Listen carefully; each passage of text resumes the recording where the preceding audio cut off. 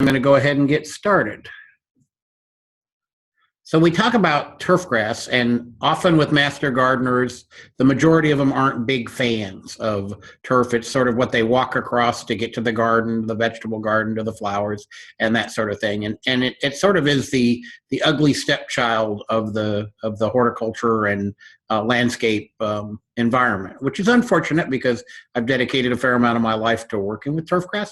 But at the same time, I understand why there are some problems. Obviously, when we grow plants in close proximity, which is not what we recommend, bad things happen. This is a tree. Actually, it was a son that was continually bashing the tree in the base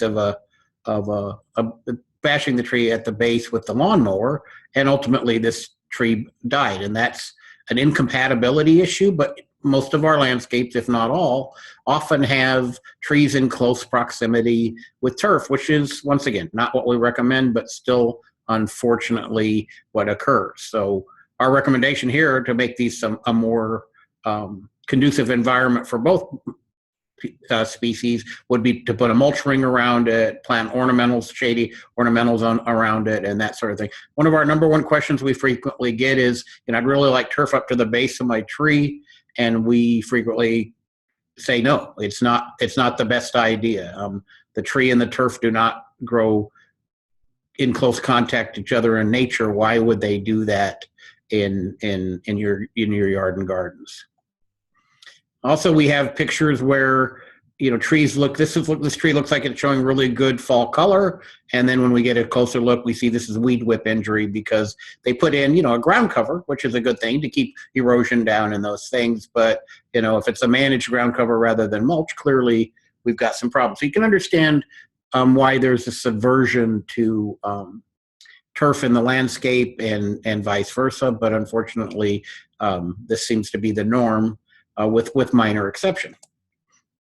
Another example, I'm going to show you several examples and we'll get into the meat of the presentation, but this is an environmental summit meeting place in the mountains of Montana. A beautiful location, and when I drove up, I saw perennial ryegrass planted with irrigation. This would be an ideal location for native forbs and wildflowers and grasses. If they're going to really promote environmental sustainability and resiliency, this would not be a location for a manicured landscape type setting, but for some reason they felt the need.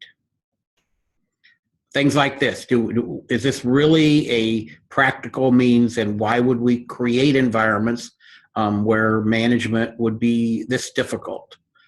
So once again, we have our examples of where it doesn't work. What we hope to do through the course of this morning is give you an example of information that will help you understand that there's a very strong information to show that turf is instrumental and integral into the landscape. Once again, drawings on paper look great, and then when they implement them, this little area here stayed right around there. The plants that were planted didn't do very well because they had 3 irrigation heads on this little tiny dollop of grass, why put it there? Why would you want to do it? Another maintenance issue came up is that when they were running that grass and it was a little bit wet because it had a tendency to be over irrigated, the frequency with which the grass striped the wheel track striped across that embossed concrete installation were pretty significant. And once again, why would we do this? And once again, why do we see people looking at turf as the Darth Vader of the landscape? This is one of my favorites. This is in Tucson, Arizona. Interestingly enough, this was an incident an example of where the architect that was involved, the landscape architect, had done some reading, just enough to be dangerous, and said, well, here's these native cactus, and here's turf type tall fescue. Why can't we just plant them together? Because they have the same moisture requirement. Interestingly enough, he forgot to read the small print, and the water requirement for this cactus is 2.5 inches a year, which would have been more than adequate because the Tucson area tends to get 1 to 4 depending on the year. And the water requirement for optimal growth for tall fescue is 2.5 inches a week. So they were technically accurate and research-based accurate right up until they got to the fine print. So this was a bad installation to keep the turf alive and irrigate the tall fescue the way it needed to be irrigated in southern Arizona. Ultimately, these cactus, which they had paid a fairly significant amount of money for, and these other natives didn't do well. You can see the other succulents that's in these pictures are already showing some severe injury, and ultimately they all died, which is not what the ultimate goal of the architect nor the person who paid for the fairly expensive landscape design and installation wanted. And finally, cultural requirements to maintain healthy turf and healthy trees, they're not compatible. When we think about trees and we think about turf, we generally make the assumption that turf requires more water, it's higher maintenance, and certainly that's true if the consumer who is managing that turf wants it to be. But we hear about rainforests, but most of the grasslands of the world are in droughtier areas of the planet. The fringe of the Sahara Desert, the great savannas of Africa. These are all lower rainfall, lower precipitation areas. But then we look at the rainforests, and we're making gross generalizations here, I understand that, but we look at the rainforests, and these are heavily treed. So in general, we can't really make those kind of assumptions based on our preconceived notion about what uses more water and what doesn't. We will say that trees and turf are both integral into the landscape, and understanding some of these incompatibilities is pretty important. We know that irrigation requirements differ substantially. We also know that, and much more problematic in many instances, is that water that strikes the tree trunk and then collects at the base, especially if the mulch well or the turf is right up to the base, can cause some root and stem rot in the tree, and ultimately that tree doesn't live the life that it should and is frequently struck by disease and other issues. We also know that we use herbicides in the turf environment that can be absorbed by tree roots and severely injure or kill trees. So these are not really intimate contact sort of environments. Zone your trees, zone your turf. You're going to be far happier with the end result of the landscape and get the best of both worlds. And finally, we know that the fertility rates for trees and turf are very different. Turf is, while it may not be a higher water user, it is often requires more fertility, just because of the simple reason that you're harvesting those clippings, even if you're allowing them to fall, and it is growing in a very different way than, say, the tree is. So the fertility rates differ. I will say that when we do have trees and turf in close, intimate contact in a landscape, the tree benefits from the water, if not excessive, and benefits from the fertility, if not excessive. So sometimes these not the best of situation create an opportunity for the trees to do really well, but still not our recommendations. We want those zoned in separate areas. So let's define turf. I know this is a boring definition, but this is the technical definition or botanical definition of turf: a covering of living vegetation growing intimately with an upper soil stratum of intermingled roots and stems.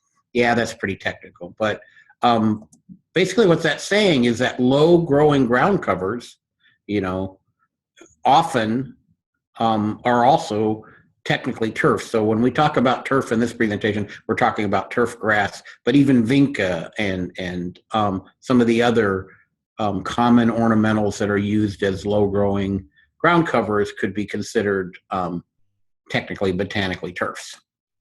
So why can't we get along? Why do we have this us or them sort of mentality? And I'm not saying everyone does, and I'm not saying every master gardener does, but it's what I encounter in the 30 years I've been doing this. Some of this, as I showed you, were bad installations, bad design. Sticking a tree in the middle of an established yard is probably going to be problematic for a number of reasons. We know that whatever was planted first usually does better. So when you try to plant turf under trees, the turf suffers, and the other management things we've talked about, the tree doesn't do as well, but it's already there. And if then we turn around and try to plant a tree in the middle of turf, then the tree suffers. So these are bad installations, both landscaping and post modification. Bad information, that's what we hope to clear up sometime today, is what bad information is out there and how we can solve some of that. Sometimes it's limited resources. You put in most master gardener situations, it's lack of knowledge, bad information, or it's the inability to do some of the things that need to be done, whether it be turf or trees. In the commercial market, there's some labor issues, and there's probably others, but really the bad information one is the one that we're trying to clarify or clear up today. So let's start by looking at cool and warm season grasses. And there's nothing creative about how these were named. If you look at these growth curves and in this graphic, basically the cool season grasses do best in the spring and the fall, and not as well in the summer because they are basically grow in cooler temperatures. Warm season grasses, and we have a few that we grow in the state of Nebraska, will thrive in the summer and suffer in the cooler parts of the day. It's also intriguing that many of the warm season grasses, both native and introduced, that are used for turfgrass, struggle with shade simply because they were adapted to regions where they were originally from. And we'll talk about that a little bit later. And subsequently, these were not heavily treed areas, the savannas, for example, and that sort of thing. So highlighted in yellow here on the cool season side and the warm season side, we have the species that we grow in Nebraska. So once again, on your left-hand sided screen, the cool season grass highlighted in yellow, Kentucky bluegrass and tall fescue. Tall fescue, I'll often refer to it as turf-type tall fescue. These are the genetically improved varieties that are finer leaved and very compatible with Kentucky bluegrass. Then I have other grasses that can grow in the state. Perennial ryegrass, which in most of Nebraska, perennial is a misnomer. It doesn't often exist much more than a year or two.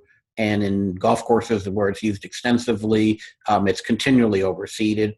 The true fine fescues, I'm not talking about tall fescue, but the true fine fescues are the very shade-tolerant grasses. And in specialized instances, they can be ornamentals. Blue fescue, for example, is technically a fine fescue, and you often see the blue fescue, the Festuca evina ornamentals along walkways and that sort of thing. The bent grasses are almost exclusively used for golf course putting greens and golf course fairways. And then one that we often see as a weedy species in our lawns, annual bluegrass.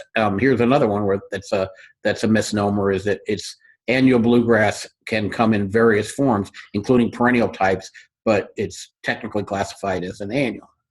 But once again, the ones in yellow are the ones that we're going to talk the most about and suggest management situations for. Warm season grasses, on the other hand, as we mentioned previously, they grow better in the warm part of the summer. In the state of Nebraska, we grow buffalo grass and, to a limited extent, zoysia grass. Those of you who know me and have listened to me ramble on before know that I'm not a big fan of zoysia grass because it simply isn't green long enough and does have some disease issues.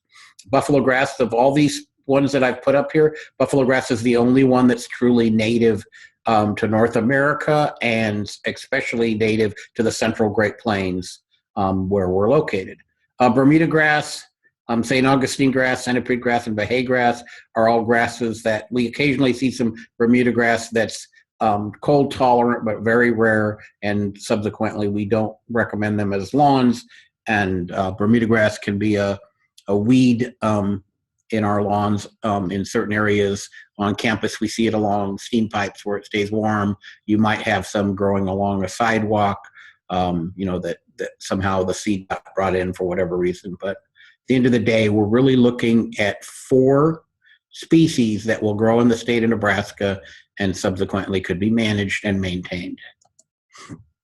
So let's get rid of those other ones out of the equation right now. We will show some data on those that'll kind of solidify why we think these are inappropriate for Nebraska landscapes. Here's that growth curve once again. We're going to use this kind of as our starting point for a lot of our discussion about management sort of regime. So kind of lock this one in as your It's your base, right? So these are the cool season grasses once again, reduced rooting and reduced top growth in the summer months. I will say that the plant breeders, the turfgrass breeders have done an amazing job increasing heat tolerance and drought tolerance. So the drastic reduction in rooting in the summer months doesn't happen near at the same levels that it has previously or historically. Species selection, these are the ones we're going to talk about at length. Cool season and warm season. So let's start with Kentucky bluegrass. This is the most grown grass in North America for lawns. There are some native POA species out there. There's one called plains bluegrass that we've isolated across the native areas in northern Nebraska, but it's POA arida. The Kentucky bluegrass did not come from Kentucky. Its origins are actually Europe. And, you know, like I said earlier, only buffalo grass is truly native, but didn't come from Kentucky. Actually, the origins are traced to the Spaniards bringing their horses over when they were initially settling in North America and the continent, and in the holds of their ships, they had brought hay to not only feed but also bedding for the horses, and that was brought out and spread or fed to the animals, and then the animals pooped them out, and then that bluegrass became germinated, and then that became prevalent, especially in Kentucky and other areas where many of the horses were brought in via ship. Kentucky bluegrass has a lot of traits. It's rhizomatous, which gives it some positive traits, definitely. No negatives about having rhizomes, except perhaps the thatch it produces. It's very fine-leafed. It has both winter dormancy, which is typical of most plants and perennials growing in Nebraska, but it also has a summer dormancy that will carry, we'll spend a little more time talking about. It has fair shade tolerance, but it's not the one that I would plant even on the perimeter of a tree, but because of the presence of rhizomes, which are protected underground stems, has great recuperative potential. There are something like 400 or 500 different varieties or cultivars of Kentucky bluegrass out there. And we'll give you some pointers about how to choose the right variety. One of its limitations, and you know, you'll hear more about this later, especially when we talk about some of the other grasses, is it's very shallow rooted. Because of that shallow rooting, you know, to maintain green color, it does require more frequent irrigation. There's a number of other negatives, including its susceptibility to grubs, because, you know, grubs will eat tall fescue, but it has such a big root system, we don't see the damage. Bluegrass, on the other hand, Kentucky bluegrass, on the other hand, once the grubs start feeding, they can actually diminish the root system to the point where we see those big, ugly dead spots in our lawns in late summer. Thatchy, it does produce a fair amount of thatch. We'll show you some pictures of that, what you do about it. And interestingly enough, it's classified as drought resistant. Keep that in your head, because we generally think about Kentucky bluegrass, or the general population generally thinks about Kentucky bluegrass as being extremely inefficient in managing drought and requires a lot of water. And hopefully by the end of this morning, you'll have a greater appreciation for Kentucky bluegrass and some of the mechanisms it has to make it actually a resilient and sustainable choice in your lawn. It's used extensively in home lawns, grounds, parks, and sports turfs. So it's fairly utilitarian. Some of the pest problems, many of the diseases are, when we make this list, it's typical of the older varieties. So if you have a yard or you have a client asking you questions about what should I plant, you know, I have Kentucky bluegrass, I'm not happy with it, it always gets diseases. And we can tell you that the newer varieties, often overseeding, will take care of many of the diseases because the new varieties have been bred by the plant breeders to be more disease tolerant. But common diseases in older varieties are melting out and leaf spot. Some varieties are extremely susceptible to stem rust. Once again, we don't see that in the majority of the varieties that you would buy today in certified seed. There's a nasty one we're going to spend a little bit more time talking about called Ascochyta leaf blight. This is kind of a unique disease in that it originated from the west. Most of our diseases come from the southeast or east and move in from that region of the United States.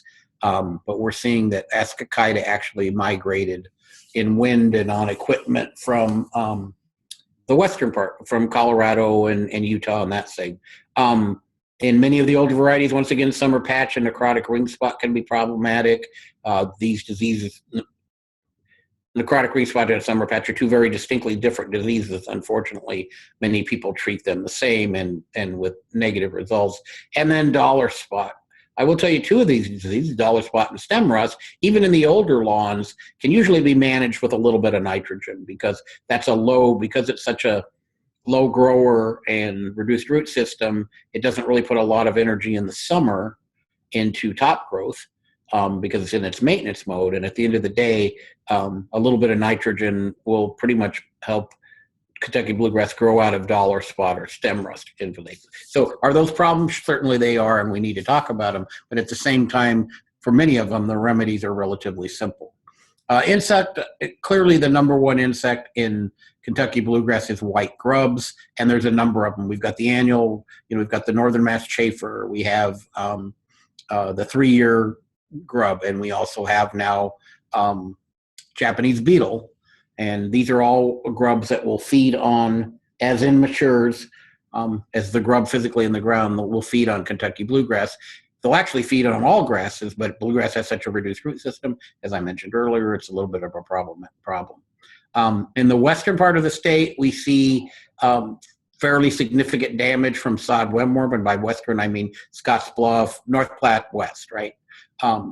Bill bugs can be a problem, especially in the varieties, interestingly enough, that were released in the 1980s, late 70s to 1980s.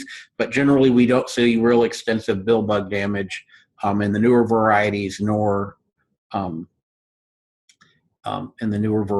actually the real old varieties. So that's one that, for some reason, for a while there, the genetics were a little bit suspect. I do want to talk about Ascochyta leaf blight, only because it's new, it's unique, and you're liable to see it in your own yards, and also if you have bluegrass or fescue. And also, clients will be calling in and saying they've got this interesting blight that's going on, and what does it look like? It's relatively easy to identify. It's one of the few pathogens that start from the tip of the leaf back. Most of them usually arise from the crown or at the base of the plant, but this one you'll see the tip of the leaf and it burning back, and sometimes there'll be a little bit of a margin on it, but sometimes there's nothing there. But at the end of the day, it just clearly, when you see dieback in a turf plant, tall fescue, or in this case Kentucky bluegrass, you'll see this dieback. This is a picture from Sterling, Colorado, which is not Sterling, but Colorado is one of the states where we believe this originated. And, this would look like fairly disastrous affliction.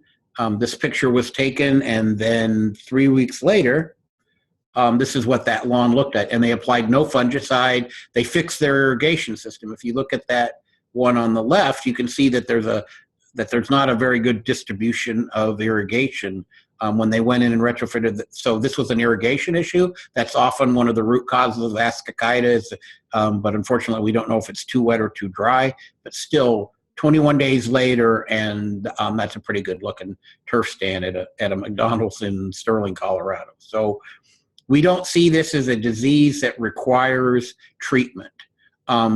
Some stores will try to sell you something that'll treat it, and even some of the less scrupulous lawn care applicators will offer a treatment for it. The treatments usually are too late by the time we see the injury and not really recommended. Once again, and it does grow out of it. So if you're willing to tolerate, keep the traffic off of it while it's undergoing the pathogen, see if you've got an irrigation issue, and correct if needed. Ascochyta is really not problematic. Kentucky bluegrass management, it does really well at 3 to 3.5 inches. Some people like to cut a little bit shorter. We would strongly suggest you don't. For some reasons we'll do when we talk about mowing. People can over-fertilize it. The 2 to 6 pound range is what we see consumers using. We very rarely see turf performing better at 6 than it does at 2 to 3. So I really have to question whether You should be putting on 6 pounds. Some people really like that dark green color, which comes with extra nitrogen. Irrigation to maintain turf green in the color is needed for most sites. So for most of Nebraska, irrigation, if you want to maintain Kentucky bluegrass green throughout the summer, which isn't absolutely necessary, you're probably going to need irrigation, either dragon hose or an in-ground system. Summer dormancy is this unique thing that Kentucky bluegrass has that most of the other grasses we talk about in the cool season range do not, where it actually goes in, if water is limiting, it has nothing to do with heat, but if water is limiting, it goes into summer dormancy, shuts down all its metabolism and physiology and all that other, scientific mumbo jumbo stuff going on. And as long as it doesn't go longer than about a month without 21 days to a month without water, it'll sit there and just rest. It can't take traffic at that point in time. It can't, it shouldn't be aggressively mowed or core aerated or anything. So it really is just sitting there, for lack of a better term, and trying to put human traits into these grasses. It's taking a nap. And then the minute we get a rainfall. So I went to school in Michigan, and none of the Kentucky bluegrass, the majority species is Kentucky bluegrass, because tall fescue struggles in Michigan because of winter kill.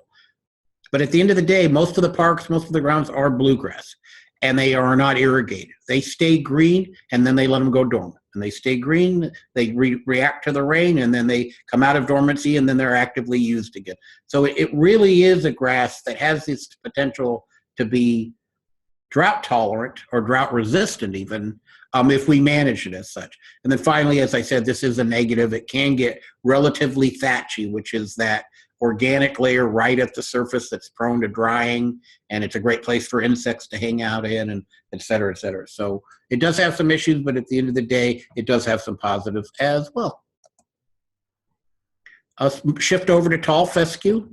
Tall fescue's origins are also Europe as well as Africa. So it brings with it, typical of grasses that come from the African continent, they're very deep rooted. They also have a very high tolerance to sustained lack of moisture. Classified as a bunch grass, which says it lacks rhizomes and stolons. Has good wear and shade tolerance, far more shade tolerant than Kentucky bluegrass.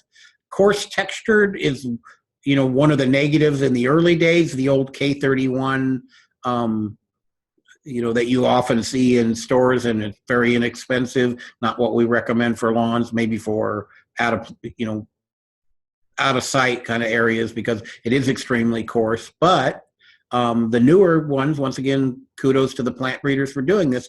It can be as fine leafed as many of the bluegrass cultivars, and we've actually recommended bluegrass tall fescue mixtures as a potential lawn. And just to add to that, that's what both my front and back lawn are a mixture of Kentucky bluegrass and tall fescue. So I get the best of both worlds. Not as many cultivars or varieties as Kentucky bluegrass, but nonetheless, there are a lot of new ones. Plant breeders have done a really good job with that. Very deep rooted, and like bluegrass, not the same mechanism, but it is drought resistant. Because of that deep root system, we see it used far more extensively in lower maintenance areas without irrigation. So that is a positive trait of tall fescue. It does have some pest problems. Brown patch seems to be the major one. This is one we see in mid to late summer, depending upon weather conditions. And as the name implies, it's a brown patch, anywhere from the size of a card table top to 10, 15 feet in diameter. We do see some crown rust and that establishment.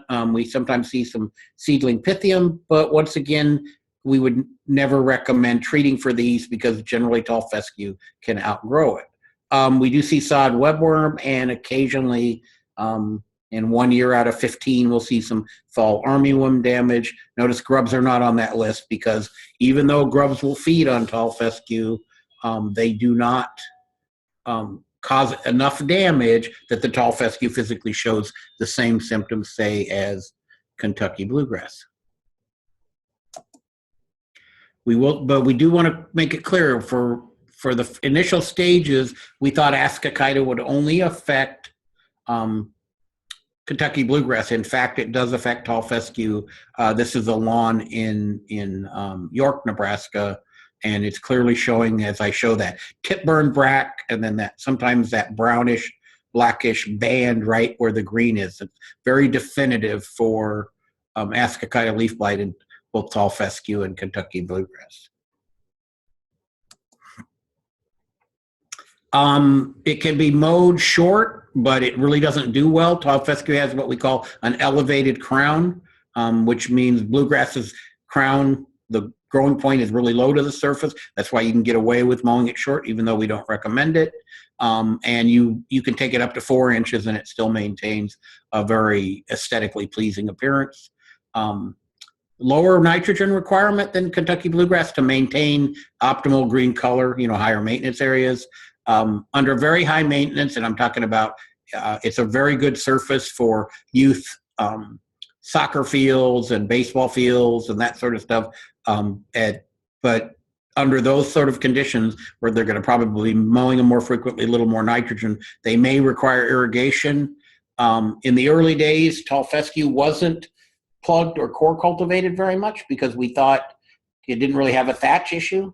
Well, it doesn't have thatch, especially not in comparison to Kentucky bluegrass, but it does have issues with compacted soil. So we do recommend core cultivation or plugging on tall fescue, if possible on tall fescue lawns twice a year. When we talk about aeration, we'll talk about that a little bit more.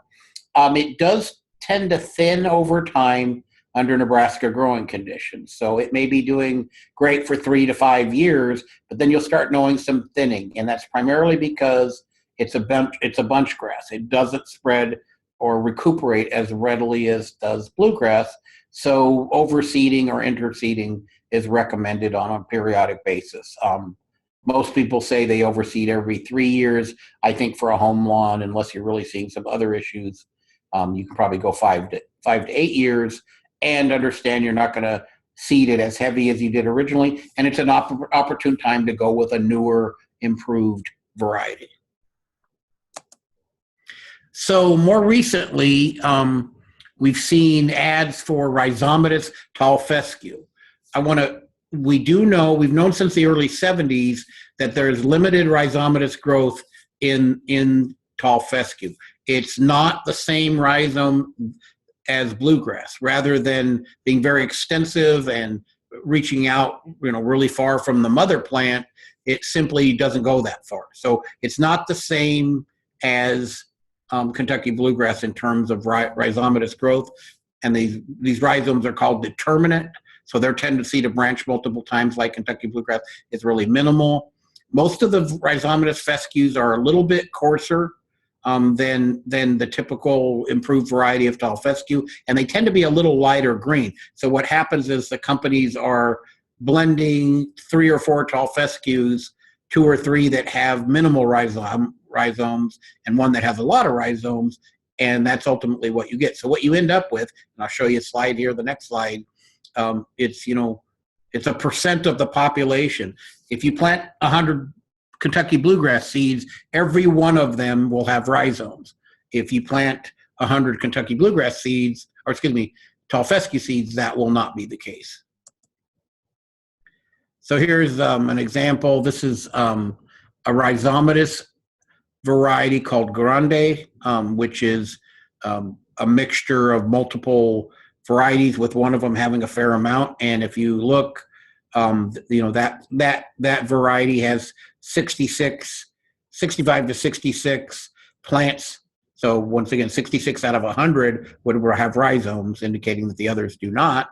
And then something like shortstop, which is not considered a rhizomatous one, you're only looking at something like the 20, so 80% do not. So this is the kind of variability that goes on. I would not, if you want something that's got great recuperative potential because of rhizome growth, I'm going to say tall fescue, rhizomatous tall fescues will give you some of that, but it will never, ever compare to the level of recuperative potential in Kentucky bluegrass. Now we're going to ship over to the warm season grass that we would recommend growing in the state. Buffalo grass, once again, the only true native species. It's stoloniferous. It has poor wear and shade tolerance. We recently just published some information that shows it's much better than we thought it was. It's got a little different color. It's not the emerald green of tall fescue and Kentucky bluegrass. It's more blue-green. Much of the warm season grasses have that look, including many of our other natives, primarily due to the breeding effort at Nebraska, initiated by Ed Kinbacher 40 or 50 years ago and picked up by Terry Reardon, now handled by Keenan Admonson. We do have very nice improved cultivars, both vegetative and seeded. It's extremely deep-rooted, far more deep-rooted than tall fescue, and it has drought, and in addition to drought tolerance, it has heat tolerance. We see it used in a number of different places, home lawns, grounds, parks, utility turfs, roadsides, and even to a limited extent on some golf courses, fairways, tees, and then around sand traps or bunkers. So it's got some versatility in it, and it's primarily because of the uniqueness of it being a true native, coupled with the fact that it's extremely drought and heat tolerant. It's unique once again in that we have separate male and female genotypes or types. The female is, the seed cap is at the base, so we don't really see that expression like we do in the male, where the seed, the pollen source is up above the top. So when we grow a seeded variety of buffalo grass, we'll see a mixture of this, dominated primarily by the female, but it gives that kind of a wispy prairie look that many people like if you don't mow it. We know that the vegetative types that we grow, and these are primarily purchased by sod or plugs. We have a couple of growers in the state that do an outstanding job growing them. The females tend to look more uniform and more traditional-like, and the seeded ones without mowing look more native-like. So that depends on what your end game is, but very unique in that it's dioecious, different houses. There are some pest problems, but we don't say extensive because we don't really see them. We see a non-pathogenic slime mold for some reason, often bluegrass, usually hosing it off or simply mowing over it will take care of it. It's non-pathogenic. It doesn't cause any damage. Excuse me. Dollar spots sometimes, but rarely.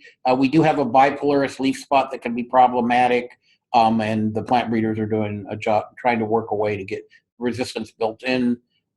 Very early on, especially with the vegetative sites, we saw some mealybug injury. That is really not as prevalent as it used to be in those early varieties. And then there's an insect called chinch bugs. It can be fairly extensively injurious to some of our buffalo grass cultivars. So it has some issues, not as many as, say, bluegrass or fescue. We're not suggesting you mow buffalo grass at a ½ an inch. We just know that it can tolerate a ½ an inch. So in golf course or other areas, they are mowing it fairly short and tight. But if you like lower maintenance or you'd like to mow once a month, it can tolerate that without negative consequences.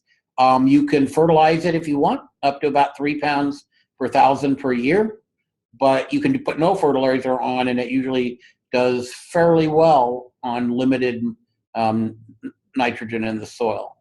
Not that we're suggesting irrigation systems be installed for buffalo grass, but we do know there are some times where you might want to irrigate just by dragging a hose, or suggest to a consumer, because it will curl up a little bit in heavy drought and long sustained lack of precipitation kind of time. So not necessary, not critical, not life-threatening to the plant, not irrigating, but sometimes just to perk it up a bit, a little bit of irrigation might go a long way.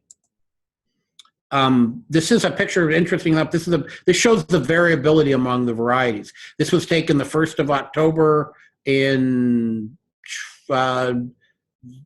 late 90s at a research site up at Meade.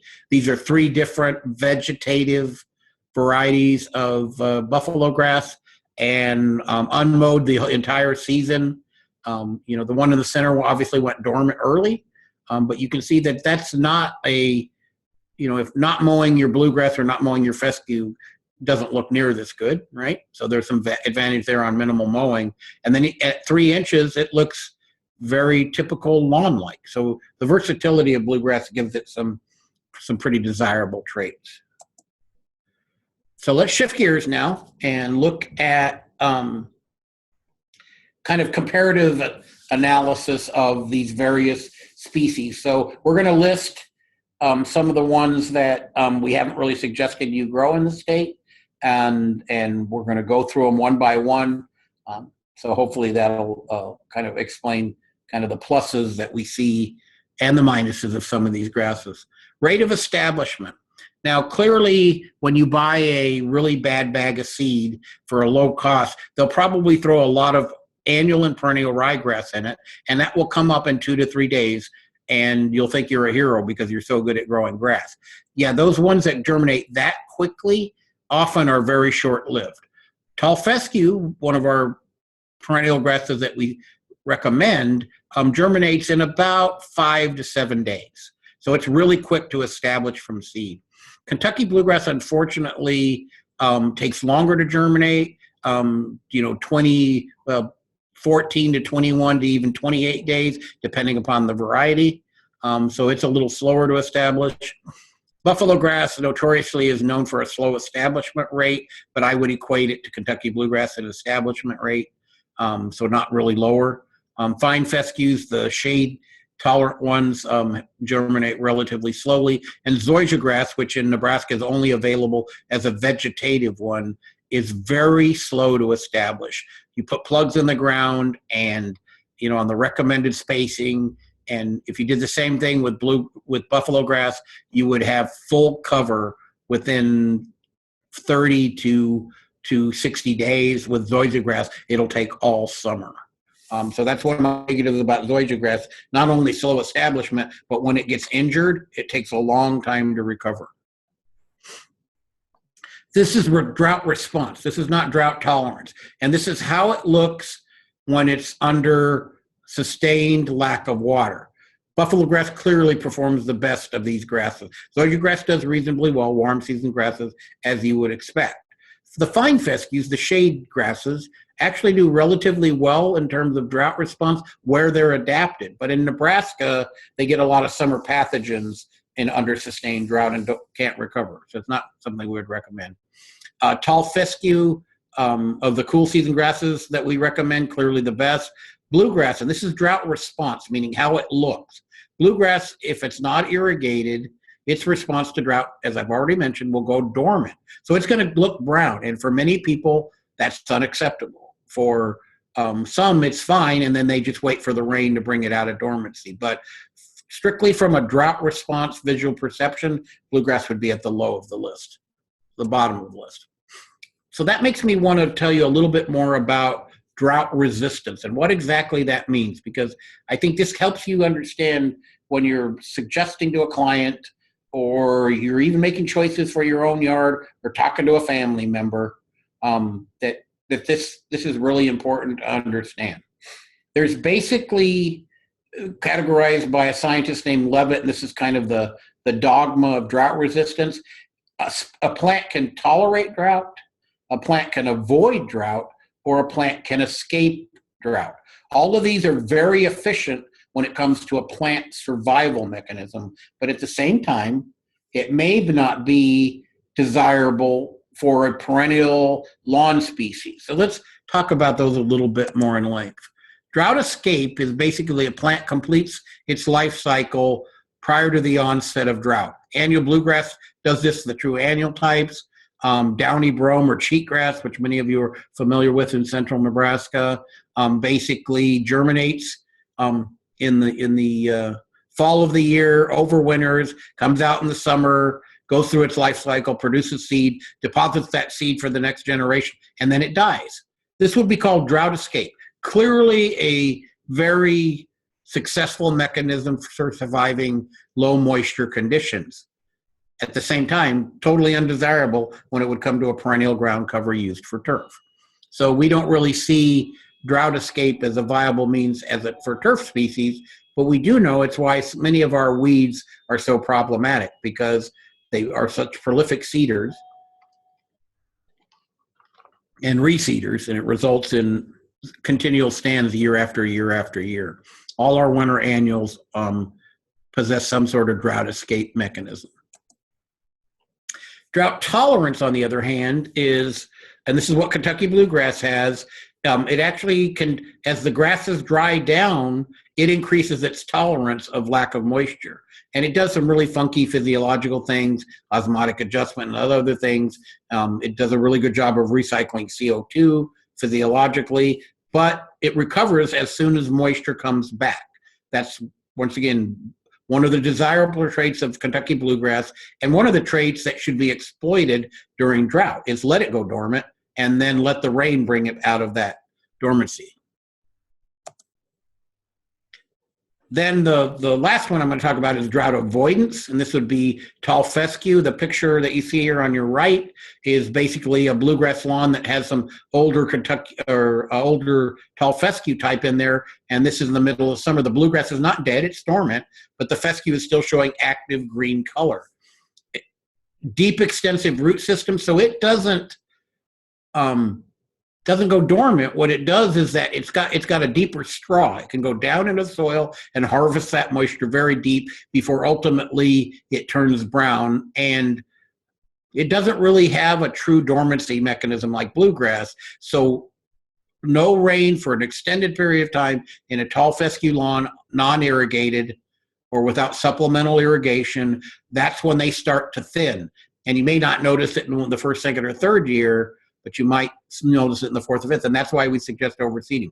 If we have, and we haven't had it for a couple of years now, but we have a long, extensive, 40 to 50 day no precipitation event, tall fescue is not going to survive that. It'll thin down to 10 or 20% stand. It'll get invaded by weeds. So this drought avoidance mechanism is great for the majority of eastern Nebraska and maybe even the Grand Island area, but as we move west in the state, we start seeing tall fescue struggling without irrigation. So both tall fescue and bluegrass have very different mechanisms, and understanding those will help you understand why they perform or don't perform under certain conditions. So that's drought mechanisms, and drought is different than turfgrass water use. When we look at turf water use, this is the total amount of water used for growth, plus evaporation from plant and soil surfaces. That's the definition one of the granddaddies of turfgrass science says. So what it's saying is when water is not limiting, if you give turf all the water it uses, how much water will it use? If you just, there's no limitation, right? There's no drought kind of thing. But definitely turfgrass water use is not related to drought resistance. These are turfgrass evapotranspiration classifications, which is turfgrass water use, and basically less than 4 millimeters per day, which is a very small quantity, right? That would be considered very low. Greater than 9 millimeters a day, over twice that of the very low would be considered very high. This is how the species we work with break out. Tall fescue is considered to be very high in turfgrass water use. If you give tall fescue all the water it can use in the studies that are done, it uses significantly more moisture than Kentucky bluegrass or buffalo grass. And interestingly, Kentucky bluegrass and buffalo grass, because of their mechanisms, physiological mechanisms, fall into the medium to low range at about 5 to just under 6 millimeters per day. Once again, this is not an irrigation recommendation. I want to make that clear. This is in science investigations. We provide the plant with as much water as it can use, and then we measure that amount. This is millimeters per day that I converted to inches per week.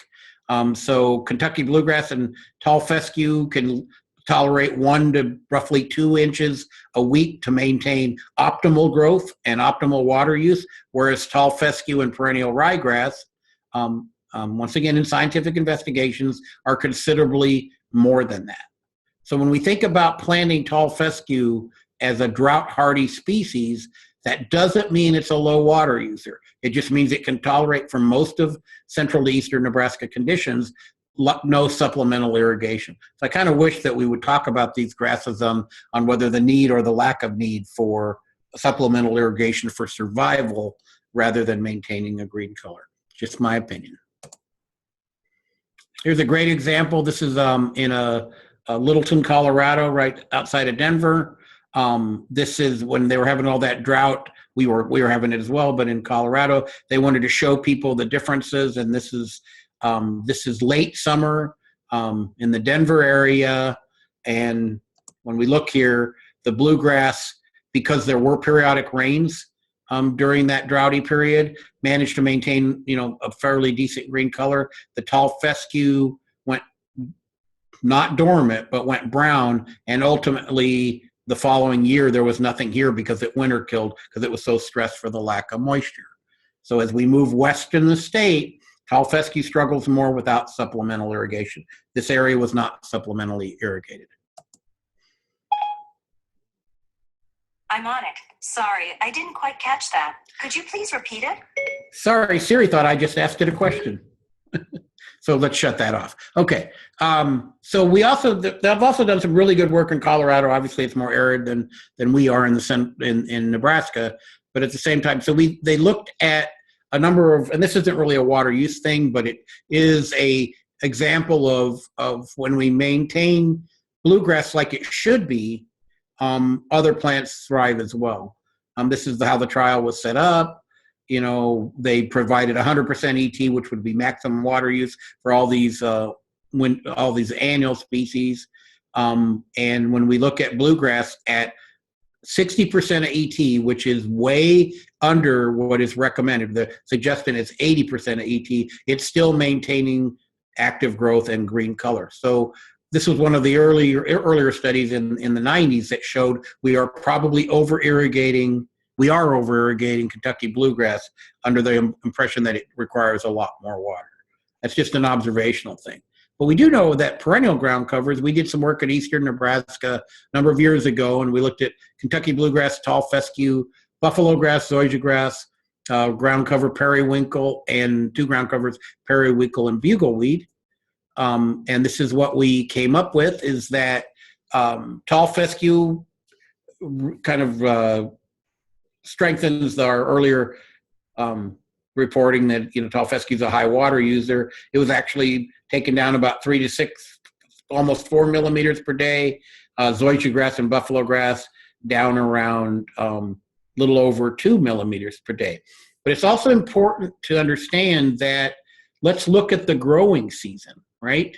And by growing season, I'm saying when you're trying to maintain optimal green growth.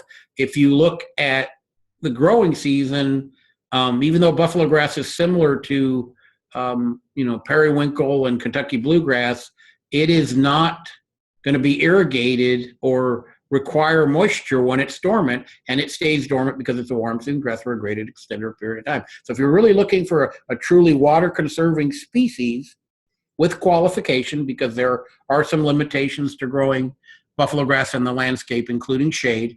But tall fescue is going to for the growing season will use about, under optimal conditions, need about 26 inches versus buffalo grass, because of that reduced growing season, would only use about 12. That's over a 60% reduction in total water need. So all plants are not created equal. They all have nuances and quirks and interesting things that go on. So it's just important to understand that when it comes to consumptive water use and drought tolerance. So enough on water. Let's get into high temperature tolerance, or what we call super optimal temperature tolerance. Clearly the warm season grasses do better. As we go down in the ranking, the fine fescues used for shade, which are marginally used in the state of Nebraska, are very intolerant of very high temperatures. Primarily because diseases, they don't grow very fast, and the diseases take over at that point in time. Kentucky bluegrass has pretty good high heat tolerance, but not as good as tall fescue among the cool season grasses. Rooting depth, buffalo grass is the deepest, followed by tall fescue, and finally Kentucky bluegrass, as we've mentioned multiple times. One of its shortcomings is that it's very shallow rooted. This is an interesting one to look at, especially with problem soils. The soils in Nebraska tend to be at or near 7, 6.5, and then as we move west, they get higher in pH. But tall fescue has a pretty wide range of pH tolerance, can tolerate acidic soils at 5 and basic soils up to 8.5. Bluegrass is similar, except it's not quite as good on the high end of the scale, the basic end of the scale. But when you think about it, our higher pH soils tend to be west, Scottsbluff, Gearing, North Platte, and tall fescue is very tolerant of those soils that are higher pH. But at the same time, they struggle with low precipitation under non-irrigated conditions. So if you chose based on pH, you might choose tall fescue for North Platte. But if you chose based on drought tolerance or consumptive water use, then your choice may shift a little bit. So once again, this is not as simplistic as it first appears. Shade tolerant, we've mentioned this a lot. Fine fescues are the most shade tolerant. Once again, if you have to grow the true fine fescues, you should probably not be growing any turf species at that point in a yard because the shade's too intense and it's not going to do well. But tall fescue is very shade tolerant, a moderate to heavy shade. Buffalo grass in that group would have the lowest shade tolerance. Wear tolerance. Now, wear tolerance is interesting. This is the scuffing and tearing that kids playing in the yard or sports fields or where the paper person walks every day. That wear tolerance is the ability for that turf to take that scuffing and tearing. Tall fescue has very high silica in its leaves, which makes it very wear tolerant. As we go down the list, you find buffalo grass and Kentucky bluegrass both equal, but at the bottom end of the list. Now, there's wear tolerance, and then there's recuperative capacity. This is species that have the ability to recover once they're worn down from traffic or from disease or from insects. Bluegrass, clearly, because it has this aggressive rhizome system, is at the top of that list. And then we go down the list into the native buffalo grass, and it's far less in terms of recuperative potential. I struggle with buffalo grass being ranked that low only because of what we've observed and historical perspective. It's what the buffalo wallowed in, hence the name buffalo grass. And when you see a buffalo grass wallow after they've left, usually within 2 to 3 weeks, the buffalo grass is regenerating. But clearly at the top of the list is Kentucky bluegrass because of those protected underground stems, rhizomes. So all this information we've thrown at you in a fairly quick and quick time. So what I'm going to say is that you have options on how you make these selections. You can choose your species based on some of the information we shared, plus the wealth of information that our website has. Then you have to get down to cultivars. Which variety do you want to grow? This becomes a little more problematic, and we're going to give you some details on how to do that. And then the question is do you want to blend, which is multiple cultivars of the same species, like a 3-way blend of bluegrass or a 3-way blend of turf-type tall fescue?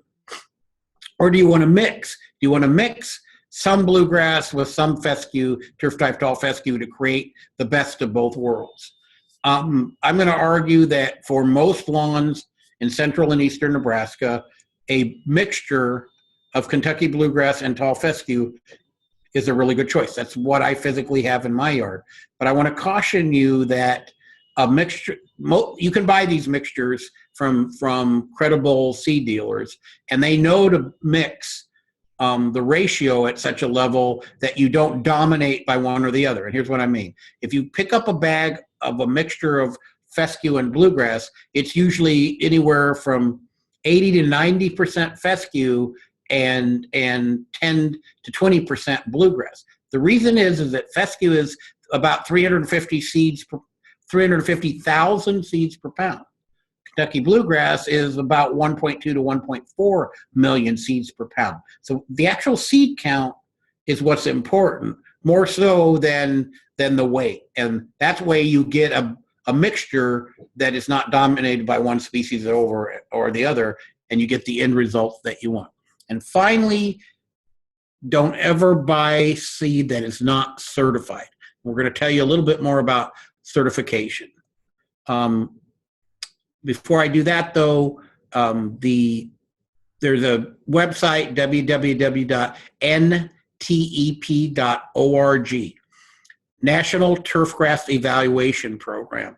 This is the largest North American commodity testing program for any, if you call turf a commodity. It's bigger than the soybeans, it's bigger than corn. They take, all 50 states have at least one site. In Nebraska, depending upon year, we may have 2 or 3 sites, and depending on species. But at the end of the day, this is a national clearinghouse for all the data being compiled and put into one central location.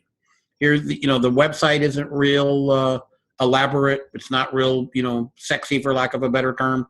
But it does have some amazing information. Once again, ntep.org. All the information's on the site. They even tell you how to separate them out. But like I said, this is data-driven. They tell you about the statistics. They tell you how to choose, one over the other. I'm going to suggest that you don't go to this site and look at the Nebraska site and say, I want that grass. You need to go to your seed dealer, or for those of you that are advising clients, you need to go to your local garden stores, find what seed they have certified. Once again, we'll talk about that in a minute, but certified, blue tag certified seeds, find out what varieties they offer in those blue tag certified seeds, and then come back here and get the information. Because like I said, there are so many varieties available that it's incomprehensible that every garden store would have every possible variety. So find out what's available first, and then come back and see how it does on the NTEP site, because it'll have that information. And if we don't have the variety, but maybe Iowa does, or maybe Kansas does, or maybe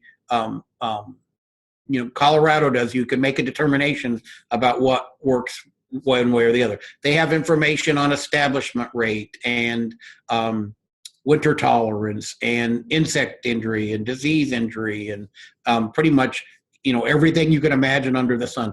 This is the most comprehensive clearinghouse for cultivar data anywhere. This is sort of how the math works on determining whether one variety is better than another.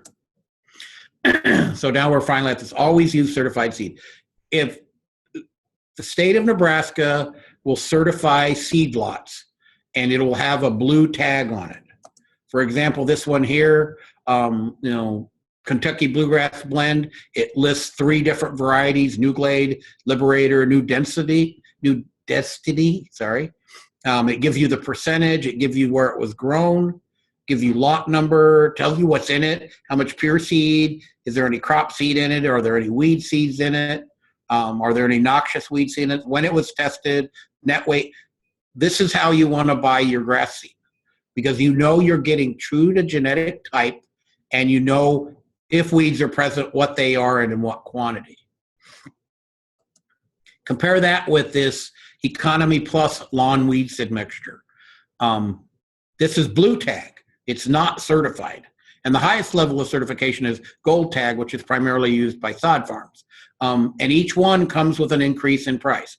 But if at all possible, always buy blue tag quality seed.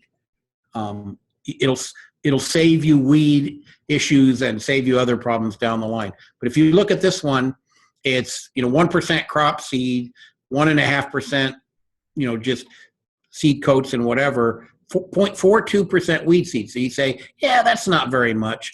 But in this one, the noxious weeds, annual bluegrass, 170 seeds per pound, curly dock, 24 seeds per pound, rough bluegrass, which is a very persistent, pale green, ugly grass that'll dominate in the shade, 27. You say, well, that's not very much. A single annual blue, so let's say 170 seeds per pound and only half of them germinate. A single annual bluegrass plant can produce about 300,000 seeds in 2 years. So keep that in mind when we're talking about buying certified seed. Okay, there has been some work on genetically modified seed. And the question is how's this going to work? Is it going to work? There has been some glyphosate resistance has been added to turfgrass. It didn't make it to market for a number of environmental questions, as well as pollen drift and include in crossing with non-desired species. So you may hear about this in the media. You may hear about this, just in conversation in coffee shop talk. But at the end of the day, there is no currently available genetically modified transgenic turf grasses. And this is a joke that I can't even tell if anyone's responding to. Okay, I'm going to think we will take a short break now because this is a logical place to do that. Elizabeth, if that's okay with you, I'd suggest we break for about 15 minutes so people can do a biology break and grab something to drink or another cup of coffee. Are you okay with that?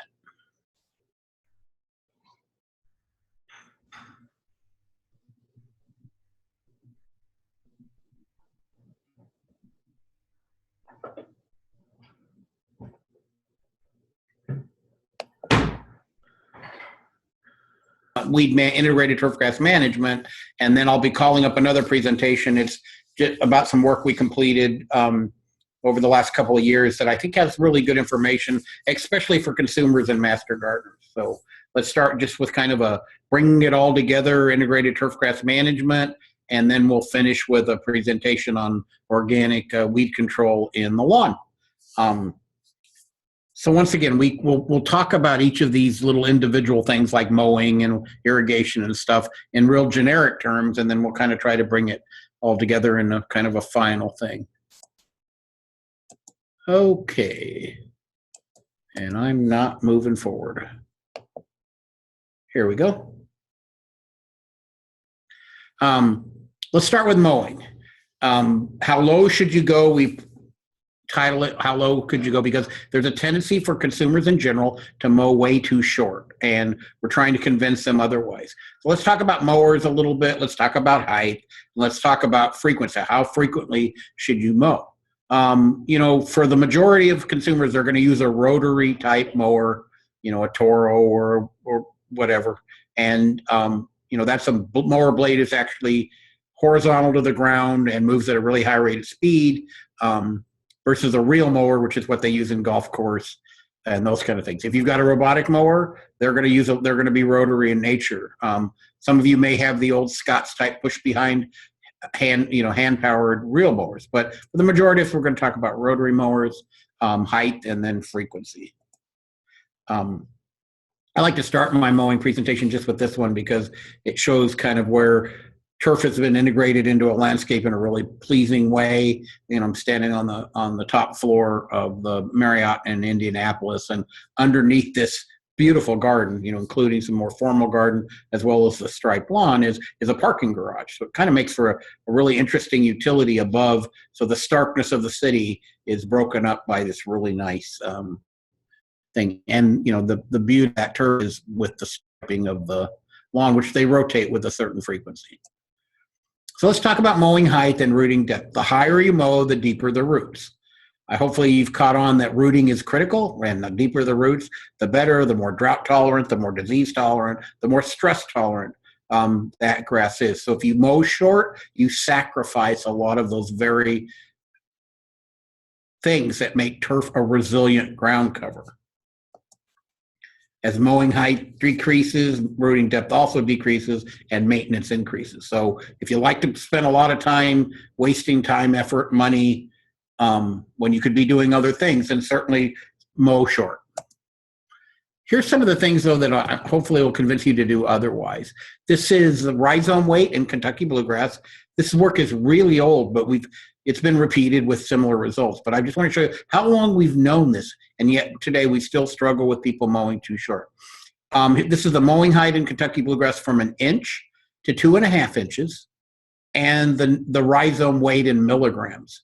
You mow it 1 inch, and it's interesting that it's a 1-to-1. But you mow it 1 inch, and in this work in 1967, you only have 1 milligram of rhizomes. Remember, this is what makes bluegrass a desirable turf species, is that capacity to recuperate and do all the good things that a grass can do when it's maintained properly. Take that up to 2.5 inches, you get a 656% increase in rhizome weight.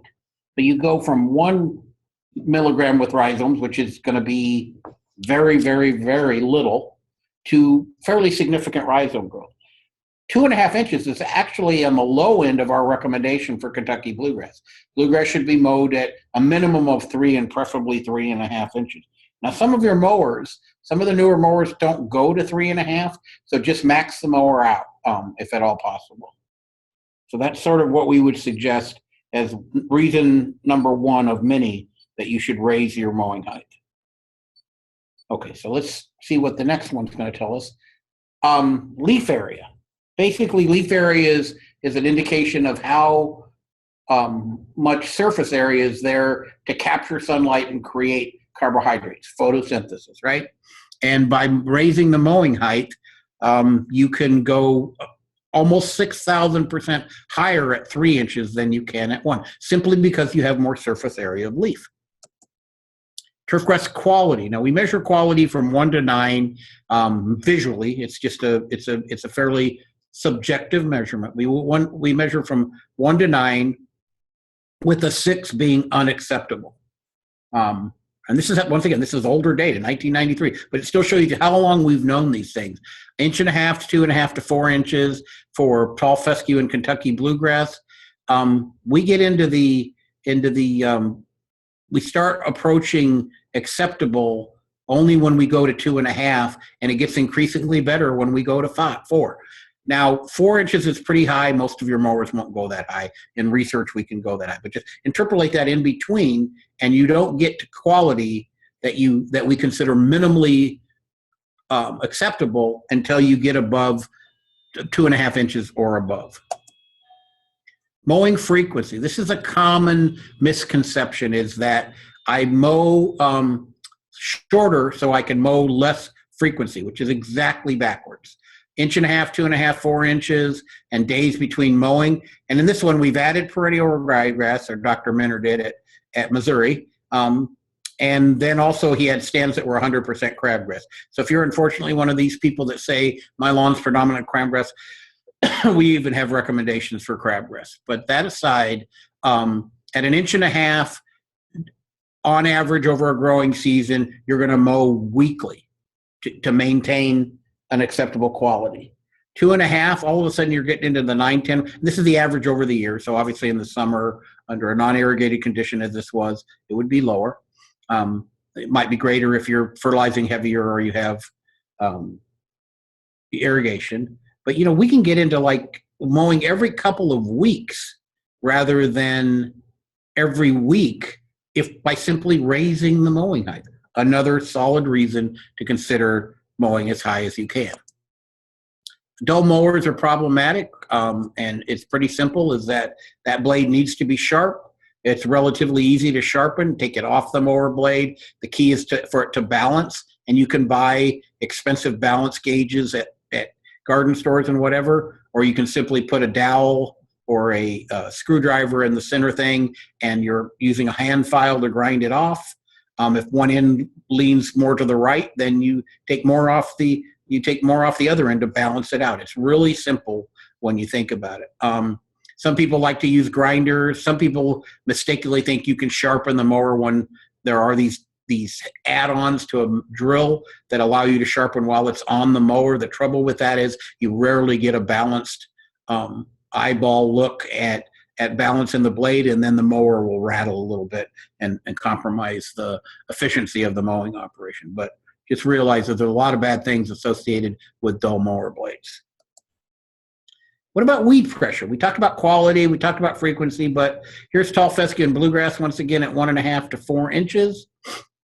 When we cut the amount of weeds in general. These would be broadleaf and annual grassy weeds. We cut them in half by a 1 inch height raise in mowing height, another 1.5 to 4, and we're at the same levels of many of our herbicides simply by raising the mowing height. Many of our turf lawn weeds take advantage of open canopies, and they need light to germinate. So by doing this, we decrease the potential for germination of these undesirable weed species. To me, it makes a lot of sense to consider raising that mowing height just from strictly a weed control standpoint.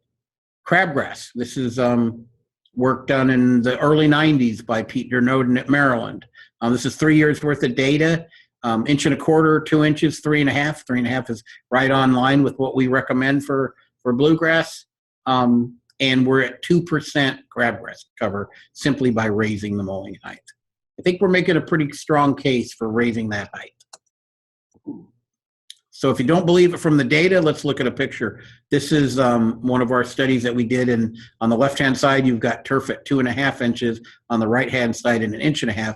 No pre-emergent herbicide, and that off-color yellow weed is crabgrass in this one. And clearly, we have a population of about 75 to 80% versus 10 or 15% at 2.5. Clearly, a picture of what we're talking about in the previous slides. I just show this picture because I get a big kick out of this mower is 68 feet across, used in sod production. But I guess you could start one end of the street and go down the other and mow everybody's lawn. Seasonal mowing height. This is an interesting thing. For years and years and years, people would say, well, I alter my mowing height during the season. I go low in the spring and low in the fall because I know the turf can take it for cool season grasses. And then I go high during the summer because it needs that increase in surface area. Actually, more recent data says that this is not the case, that you can't adjust your mowing height effectively to increase stress tolerance in the summer month by simply raising it on an arbitrary date. So we're going to start one of two sayings about turf management, especially mowing, that I think will really set it. We're going to just say go high the entire season, or relatively high during the high season. Set it in the spring, don't change it again. Set it, forget it, so that you're not spending all this time, well, when's the right time to adjust? And a lot of people aren't doing this anymore, but we still have people that are convinced that you scalp it down in the spring because the turf can recover and you can pick up all the debris, and you do the same in the spring, in the fall. No, choose your mowing height, stick with it, don't adjust your mower. Also avoids any errors when you make that adjustment, especially with the 4-wheel adjusters. I guess it is possible to go too high a mowing height, but at the end of the day, the higher the mowing height, the more healthy the turf grass is, regardless of species. So that brings up frequency. This should be, how frequently you mow should be based on growth rate. How quickly is the turf growing? And the mowing height. So once again, we've already shown you that the higher you mow, the less frequently you have to mow. The environmental conditions, you don't want to mow when the turf is drought stressed because you'll get tracking. You don't want to mow when the turf is too wet if you can avoid it. There's a number of other things. And then what are you using it for? When you look at golf greens and you look at sports fields, they're mowed shorter for a playability factor. Kids playing in a yard, children playing in a yard does not justify a lower mowing height. But there's the idea that the 1/3 rule, where basically we know that for optimal grass growth, you never want to remove more than 1/3 of the height at any one mow. So if you had your lawn, then you were mowing at 2 inches, and I'm only using those numbers because the math is easier. You don't want it to get higher than 3 inches before you mow. If you let it get to 3.5 or 4 inches, you cause some additional environmental stresses that really aren't necessary. So if you base your mowing cycle on frequency, or your frequency on never removing more than 1/3, you're going to have a far healthier surface. Clippings. This is an easy one too. People bag clippings for a number of reasons. The only justification for bagging clippings is if you need the green clippings to balance the nitrogen in your compost pile. Other than that, clippings should, the majority of the time, fall back to the turf surface. The reason being, this is nature's best organic fertilizer, and it's free. We know that clippings are about 6 to 70% nitrogen, about 1/4% to 1% phosphorus, and about 1 to 4% potassium. Okay, so that's a fertilizer in itself, plus micronutrients, plus the mulching effect. So we know that returning clippings can reduce the annual nitrogen requirement by as much as 25%. So a 4-step program where you're putting a pound on with every application, with fertilizer. Think about it. You could drop one of those off if you let clippings fall and save yourself a step, as well as maintain a nutritionally adequate lawn. So set it and forget it, and mow it high and let it lie. Those are the two little cliches that we like to use when we're talking about mowing in turf situations. Set it and forget it, talking about mowing height and no seasonal adjustment, and mow it high and let it lie. Let the clippings fall and mow high.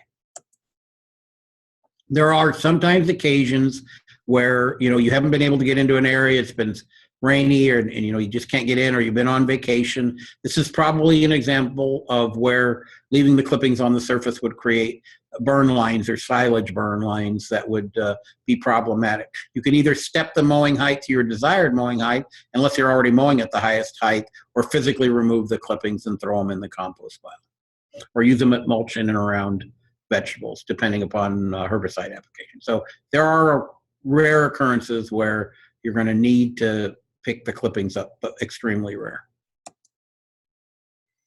So let's shift over to irrigation. This is a lot of variabilities in irrigation, very soil type dependent. Sandy soils don't hold moisture very well. You've got some great soils in the central part of the state, in and around the counties that you all live in. But sometimes they are going to require a different irrigation schedule than the heavy clays in eastern Nebraska. Adjustment for the season and seasonal frequency. Let's talk about those. I'm going to start by saying an in-ground irrigation system has some benefits, but it also has some negatives in that no sprinkler is going to deliver as efficiently as you hand watering. I'm not suggesting hand watering by any means, and so this produces this really interesting, we know how much the turf takes because we told you that earlier, but I don't know how much a drive-through at a bank water requirement is. I just know that it degrades the concrete and it wastes water. What's the water requirement of a Dodge Caravan? Not sure. People with automatic systems tend to forget about them. They tend to set them in the spring and shut them off in October. If you walk the system or run it during the day on occasion, you will identify problems. This is the leaky solenoid in a valve box.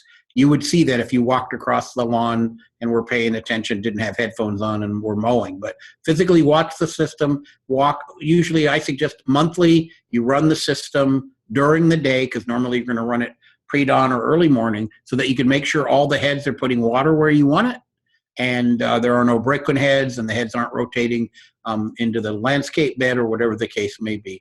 And these are systems that require maintenance and attention. They're not automatic. We know that grasses, this happens to be Bermuda grass, but we know that grasses peak moisture depletion happens during the summer months, primarily because our precipitations are lower in most years and our temperatures are higher. So this idea that you can, once again, it's an automatic system, you set it in the spring and shut it off in the fall and have it set on the same level of irrigation on a weekly or even a frequency basis, or a frequency basis as well as a quantity, is an unbelievably inefficient way to irrigate.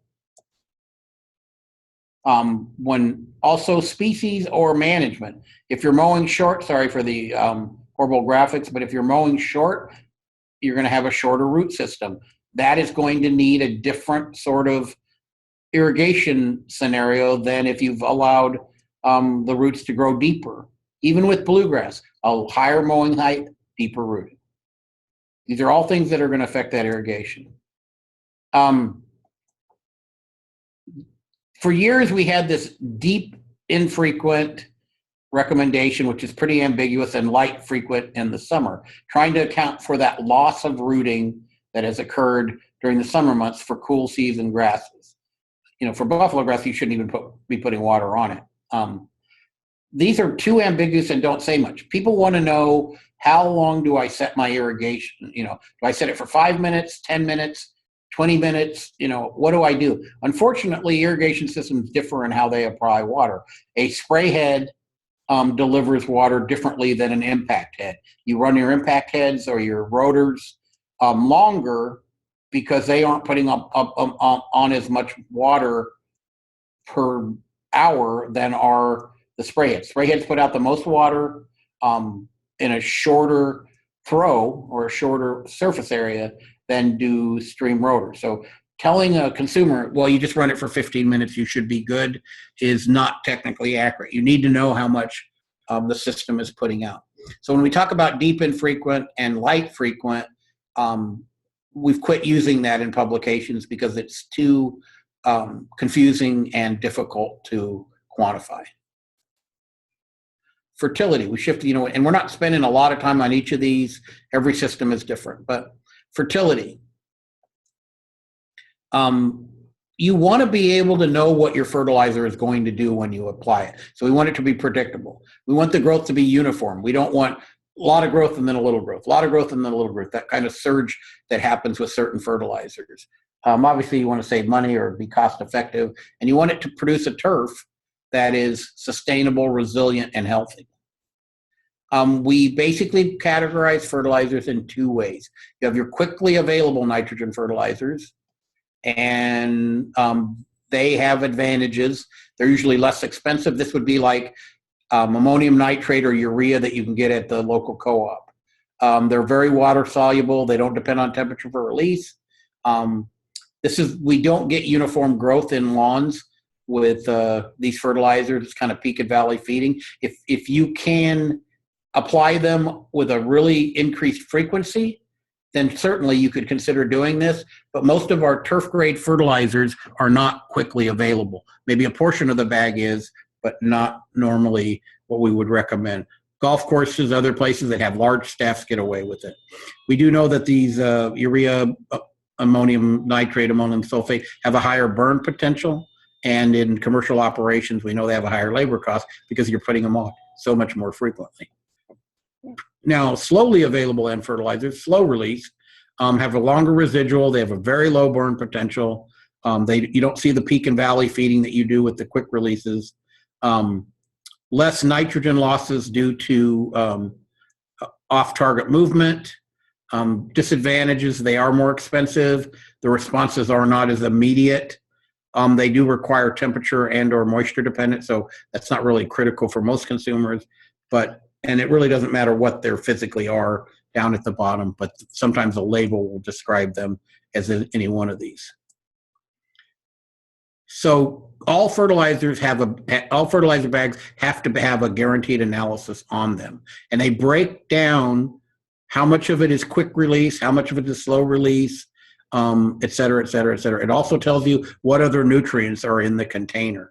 When you look at a bag, there's 3 numbers. The first number is the percent nitrogen. The second number is percent available phosphorus via P2O5.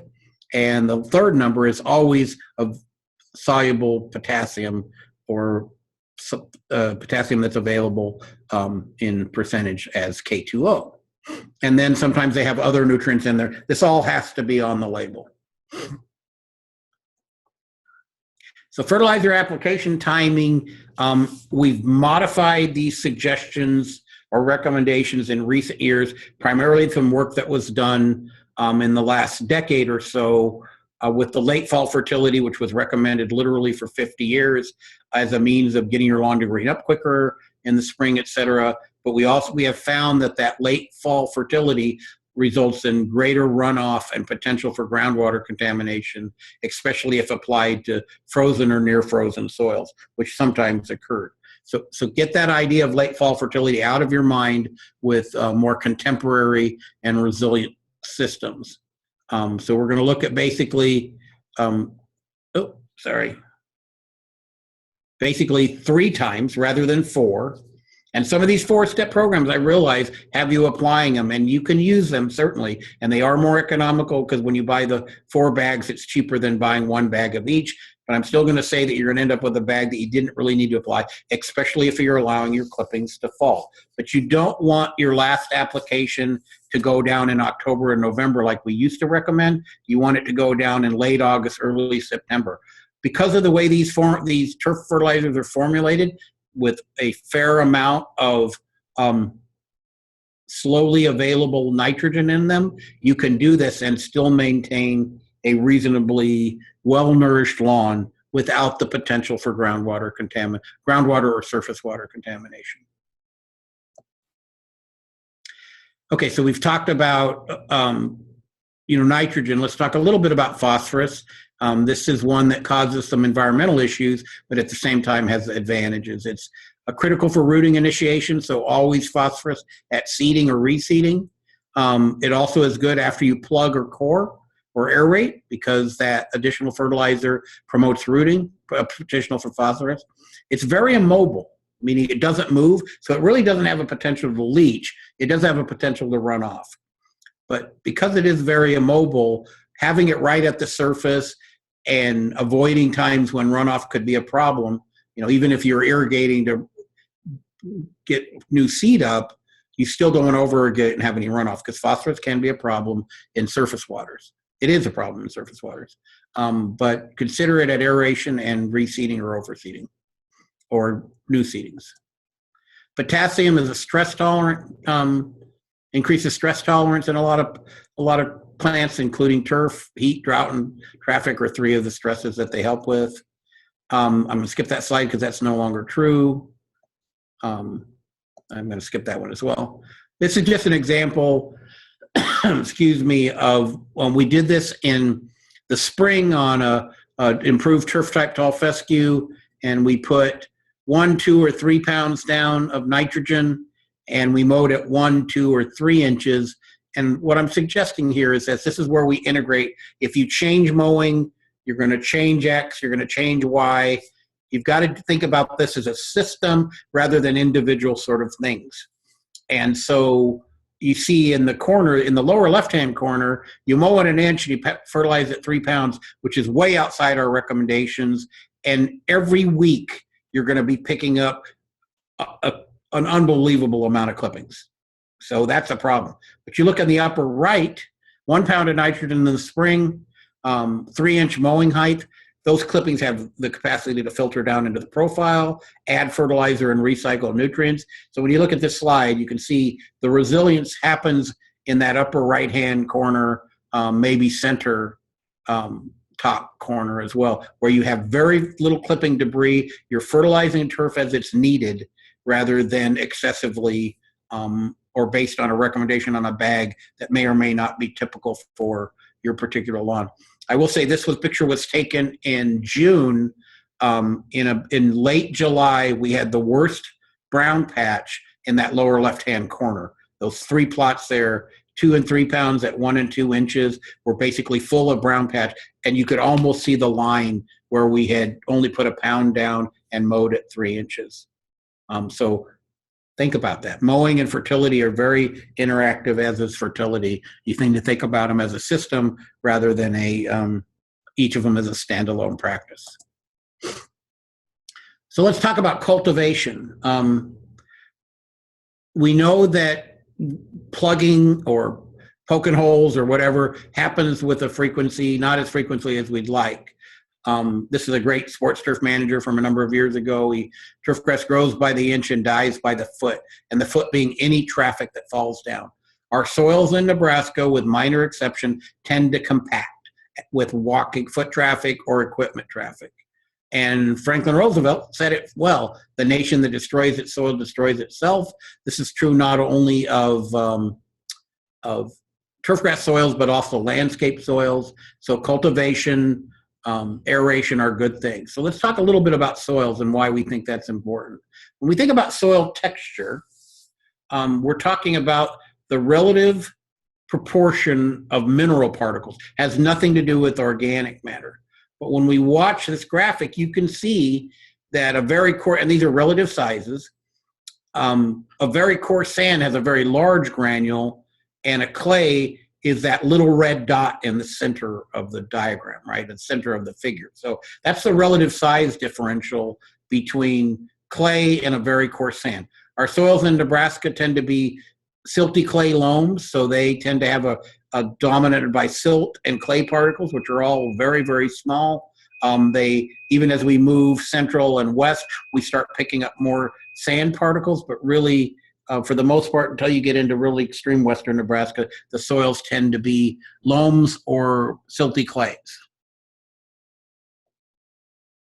Also, besides their size, we've got shape. Sands tend to be like your closed fist, irregular but spherical. Clays tend to be like your open palm.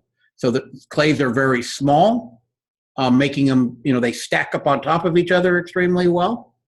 But at the same time, their behavior is different than sands. So that brings up the idea of soil porosity, because that's important, because we know that pores are critical for air movement and water movement, et cetera. We have macropores, which are large, used in aeration and infiltration. So air in and out, water in. Micropores are small. They are used for water holding and nutrient holding capacity. So in a perfect world, you've got a proportion of those where you hold water as needed, hold nutrients as needed, but also have good aeration and infiltration. Sandy soils have large pores, clays have small pores, or silts have small pores. When we look at porosity, sands have large pores, but they actually have low porosity. Now let's think about that a little bit. They've got large pores, but low total airspace. Clays, on the other hand, have high porosity, but very small pores. So if we ask you the question, excuse me, I forgot the slide was in here. In a lawn, we would like to have, and mesopores are kind of in between, but we would like to have a proportion of sand, silt, and clay that gives us kind of a medium distribution, a balanced distribution of pores. Unfortunately, nature doesn't give us that. We get what we get, and people that try to add sand to increase the clays in eastern Nebraska end up with concrete. Can you modify soil texture? Well, you certainly can, but will it achieve what you want it to achieve? It's unrealistic and very problematic. Clay plus sand equals concrete. Whoa. This is an ideal soil physical properties, right? You've got, now we're going to introduce organic matter in here. Got about 45% mineral matter, about 5% organic matter. That's probably typical. That's in a perfect soil, excuse me. You want it to be 50% pore space, right? So sands would not have 50% pore space. Clays, on the other hand, would have easily 50%. But clays have other issues because it comes into how water and air are held. Water can be available or water can be unavailable. Water unavailable for plant growth has a little bit to do with thermal conductivity, but has nothing to do with feeding the plant. So clays and silts tend to hold water unavailable, whereas loams tend to hold water available. That's why the loam soils are so superior to growing plants, including turf. So now we're back to finally we've come full circle to why compaction is so problematic. And we get compaction when we have traffic. Madison, a scientist from the 70s, said compaction is the foremost turf problem on intensely used recreational turfs. We asked this question to our incoming freshmen: where do roots grow? And roots do not grow in the soil, they grow in the air space in the soil. So we're making this case for that need for aeration. Compaction forces that air out and creates tighter pores. This is one of the many things that happens under compacted soil. We know that compacted soils can be 10 degrees warmer. So especially in landscape soils where you have these zoned plants, a 10-degree increase in soil temperature is enough to kick you out of zone. Whereas during the winter months, pre-freezing, we know that compacted soils freeze quicker than do uncompacted soil. So once again, you can modify the adaptability of your location, exclusive of turf, right? Landscapes as well, by having compacted soil. These compression of these soil particles, loss of pore space, and decrease in soil aeration. We've said that enough. Plant growth is affected because we decrease soil aeration. Soil strength, so the capacity for roots to grow in that soil, is reduced because the soil is stronger. Increases soil water holding capacity. So a plant that doesn't like wet feet, some of our turfs are that way, are going to struggle more. And then the increase, as we showed you in the graphic, in soil temperature extremes. Here's root distribution in Kentucky bluegrass from 0 to 10 inches. And you can see that the actual rooting is better in the compaction, but not by much. But what's pretty critical is that now we've concentrated the roots in the compacted site all in the upper few inches, primarily because of that lack of aeration and increase in soil strength. You want to get rid of compaction in some way. Wear is sort of separate to that, but traffic includes both compaction and wear stress. We're primarily using plugging as a means to get rid of compaction. And this is well known in plants in general. To maintain optimal plant growth, the entire volume vare to a depth of 8 inches must be renewed every hour. So anything that's limiting air movement in the soil as well as on the surface, it's got to be renewed every hour for optimal plant growth. How frequently do we have that? Well, compaction just makes it worse. We know turf grasses differ in their wear tolerance, compaction tolerance, and stress recovery. We mentioned that a little bit earlier. Traffic stress indicators, excuse me. The turf tends to get a little bit thinner. Water doesn't go in as quickly, so we'll call that irrigation efficiency. But some of our best biological indicators, and the flip side of that is that you get increased weed populations in compacted soils. Annual bluegrass, goosegrass, crabgrass, knotweed, and algae and moss are all more prevalent, primarily because of moisture conditions and aeration conditions, and they're good indicators that you have compacted soils. So we're going to aerate them in some way. There are a lot of different things out there that I'm going to say don't work, and a lot of things out there that do. These are the types of aerators, and I'm not even going to show you a picture of the spikes of death, which you're supposed to wear. You strap them onto your shoes, and while you're mowing, you're supposed to walk across the lawn and poke holes in the ground. I can tell you they increase compaction. The data is clear on that, and if it sounds too true, it probably is.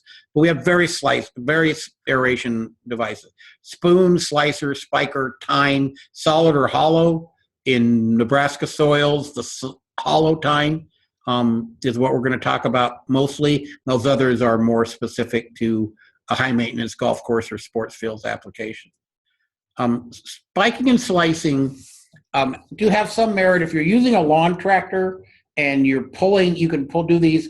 Pull behind the spiker and the slicers will alleviate compaction, but very shallow.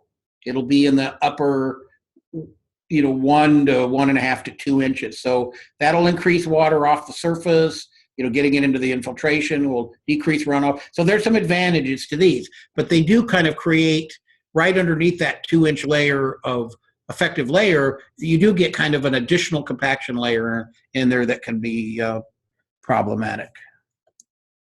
This is what a slicer looks like. This is a pull behind device. You can see that it's going into the surface. It's creating air holes. It's increasing surface area, et cetera.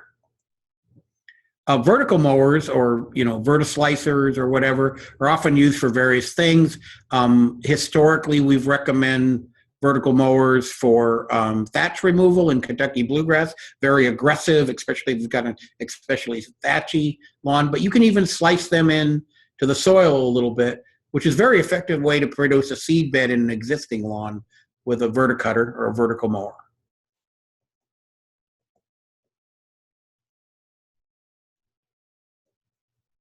But we're going to go down to what we consider probably for home lawns the Cadillac of aeration devices.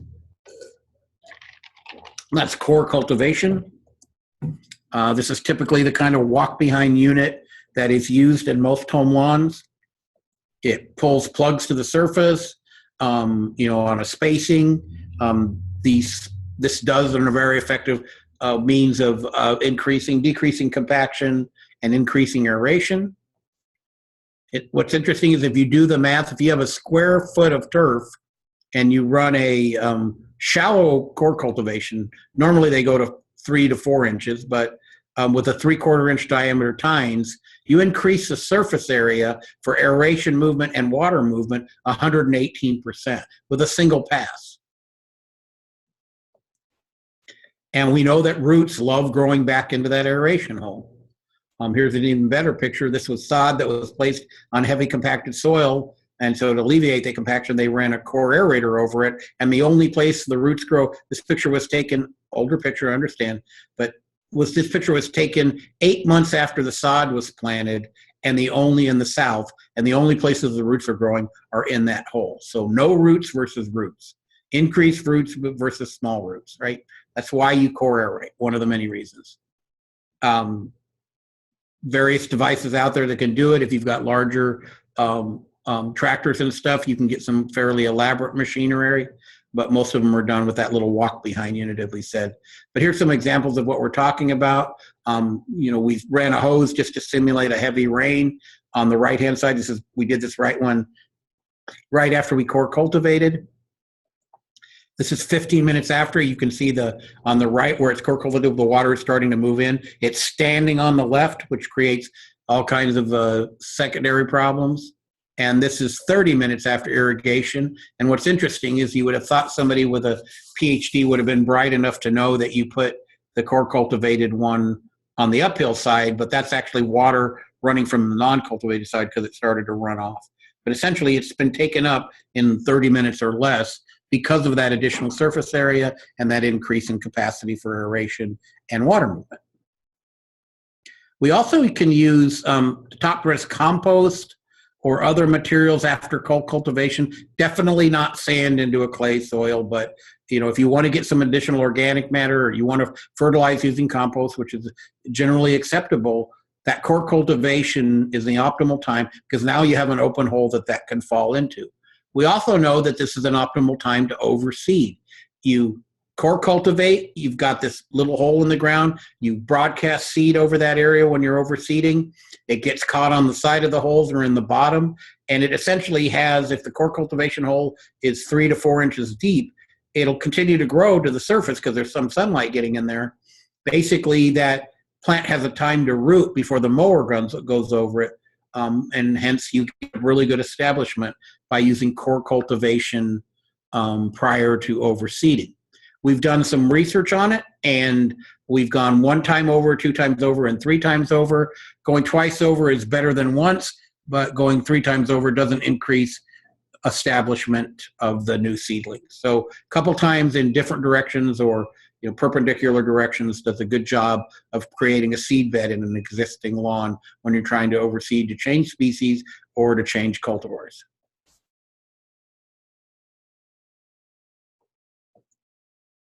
If you can get a 4-inch depth generally for most of these rental type aerators, you're doing pretty good, but optimally you want it to be as deep as physically possible. Here's some FAQs about, when should I aerate? And at least once a year, minimally, and preferably twice a year. Is fall better than spring? There's absolutely no difference. In the fall of the year, generally what you're doing is the compaction that's happened from mowing all spring and summer long is alleviated. In the spring of the year, you're taking advantage of that natural aeration that happens from freezing and thawing under Nebraska conditions. And then you're just supplementing that. So it really doesn't matter. In a perfect world, we would aerate in the fall and in the spring. But if you're only going to do it once a year, pick the year that works for you. Pick the time of year that works for you. Okay, give me a minute to shift gears here and go to my other presentation.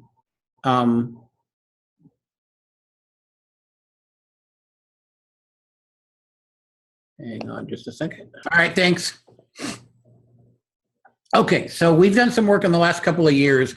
This really intrigues me. I'm a weed ecologist by training, and we get this question all the time for various reasons about, can you take care of the weeds in your yard with organic options?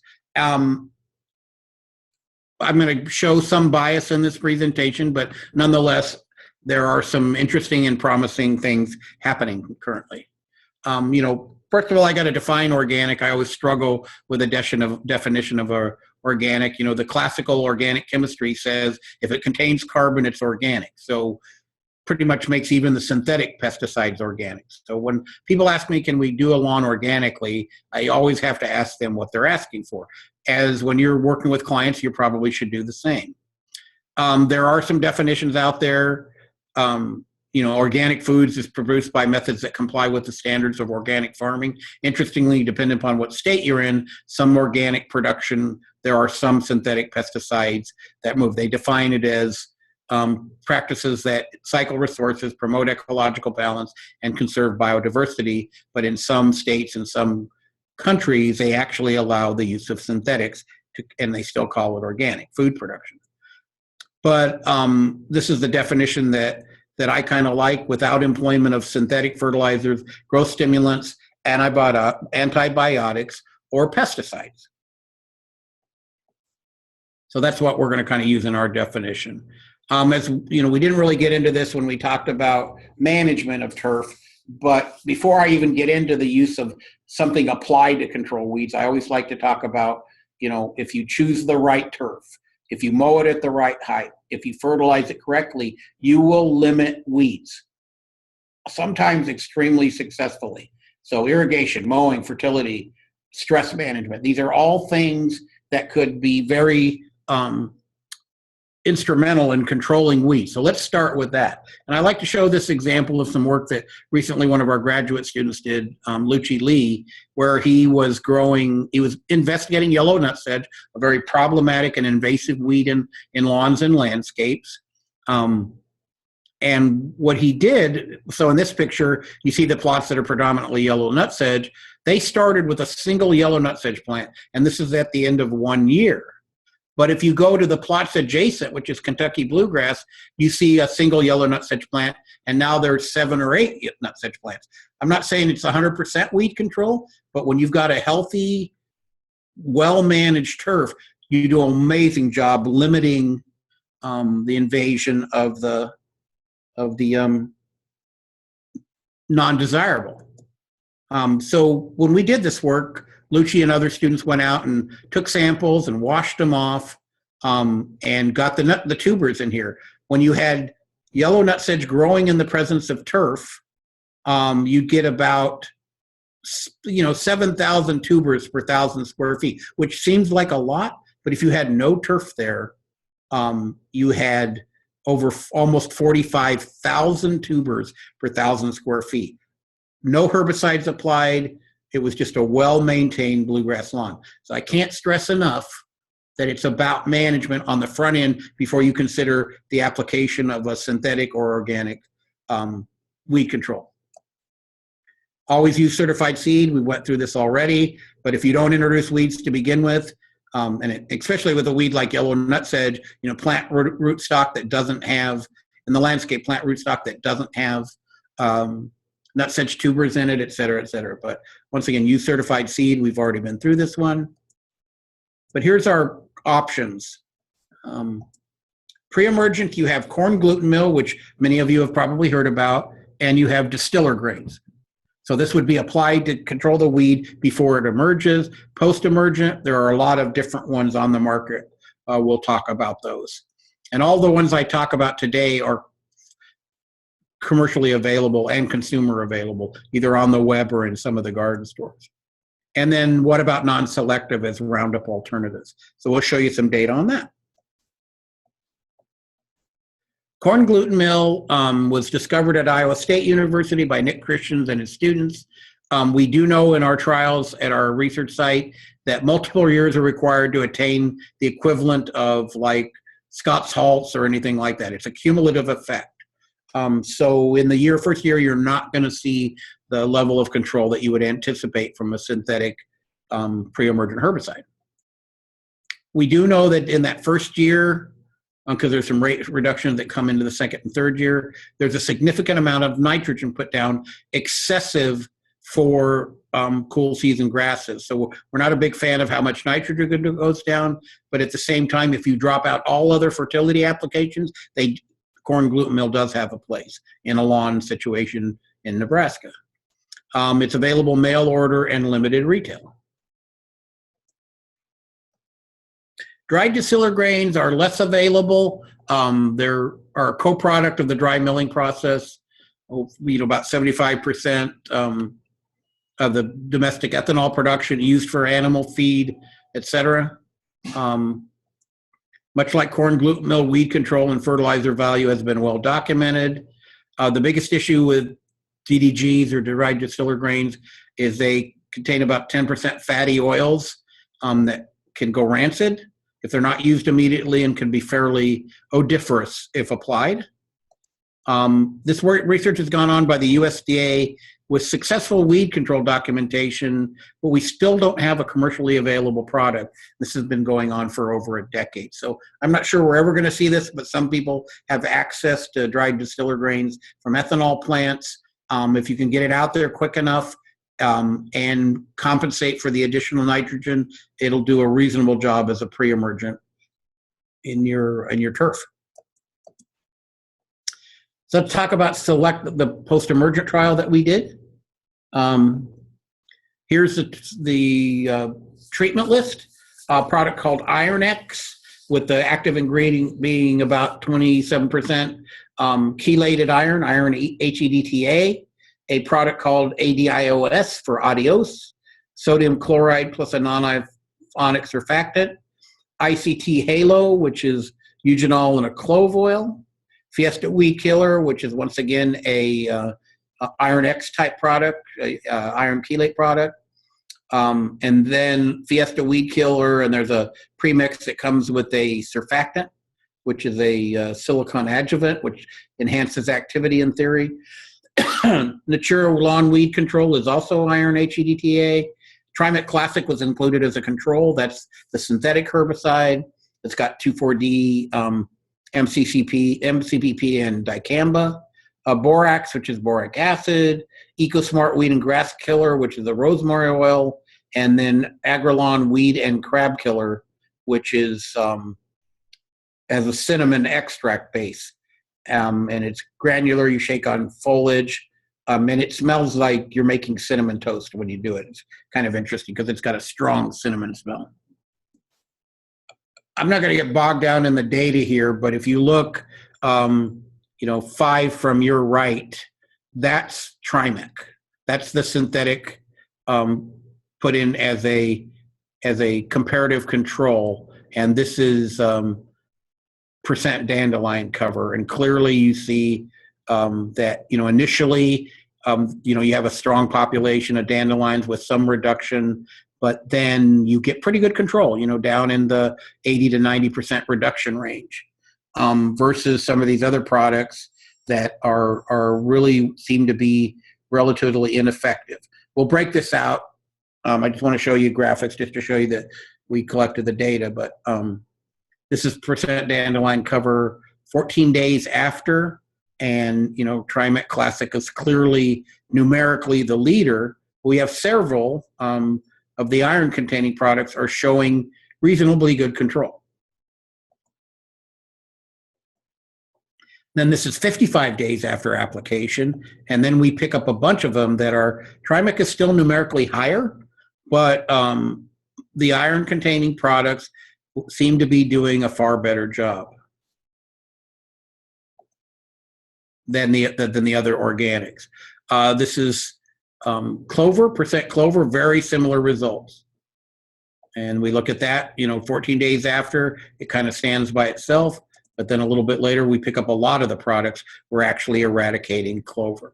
Now, I will caution you that we only put a single application of each of these products down, including Trimec. Trimec usually suggests multiple applications. This is fall, so we wanted to see whether there were differences between spring and fall.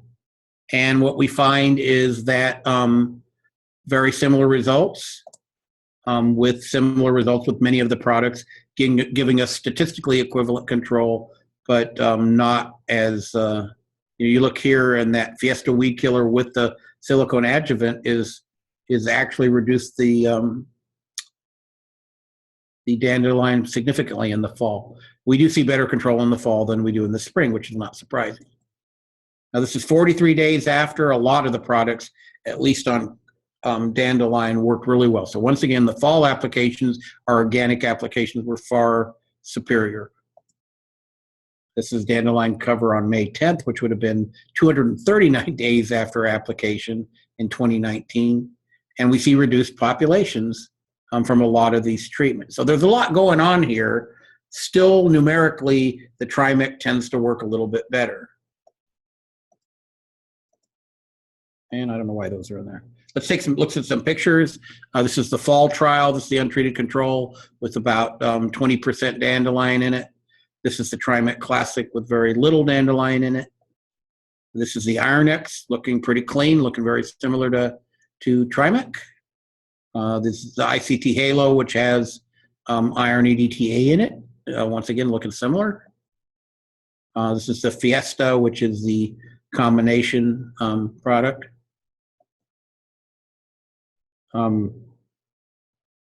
Another one of the products. So the fall trial was much more successful. So let's look at the ones that were consistent across both spring and fall. All of them contain iron, the chelated iron form. So the bigger question is well, let's conclude that. Trimec Classic was always numerically the top performer for both trials. Products containing iron EDTA and ICT Halo often were statistically as effective as Trimec Classic.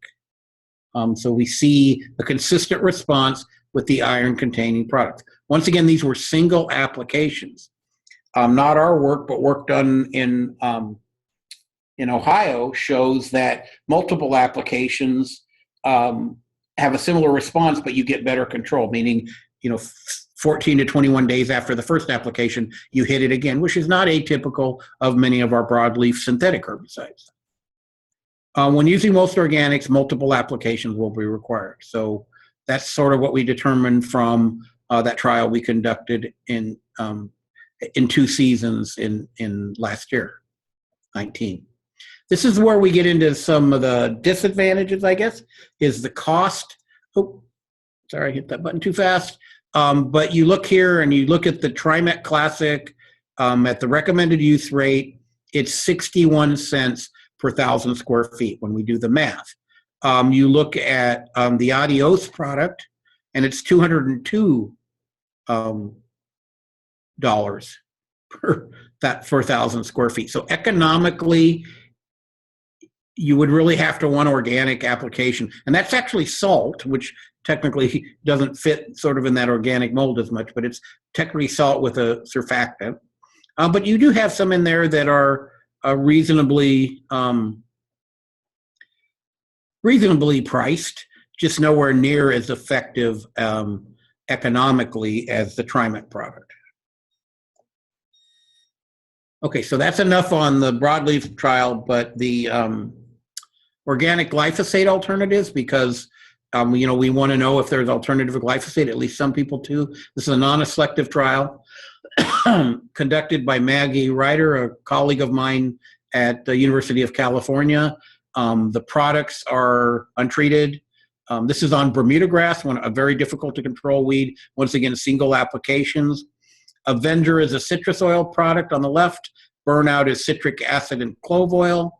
Final Sand is equivalent to the product that's commercially available called Scythe, which is a fatty acid-based product. Suppress is also a fatty acid-based product.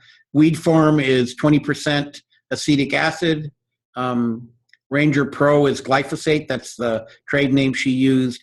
And then she added an additional one, which added another grass herbicide into the mix. I'm gonna remove the curtain and let you take a look at this. When you look at this, clearly you see that you get some burn down with some of these organic alternatives, but sustained, prolonged burn down only happens with the synthetic glyphosate product. The recovery takes those plots from brown to what looks like near death, especially look kind of in the center at that final sand product.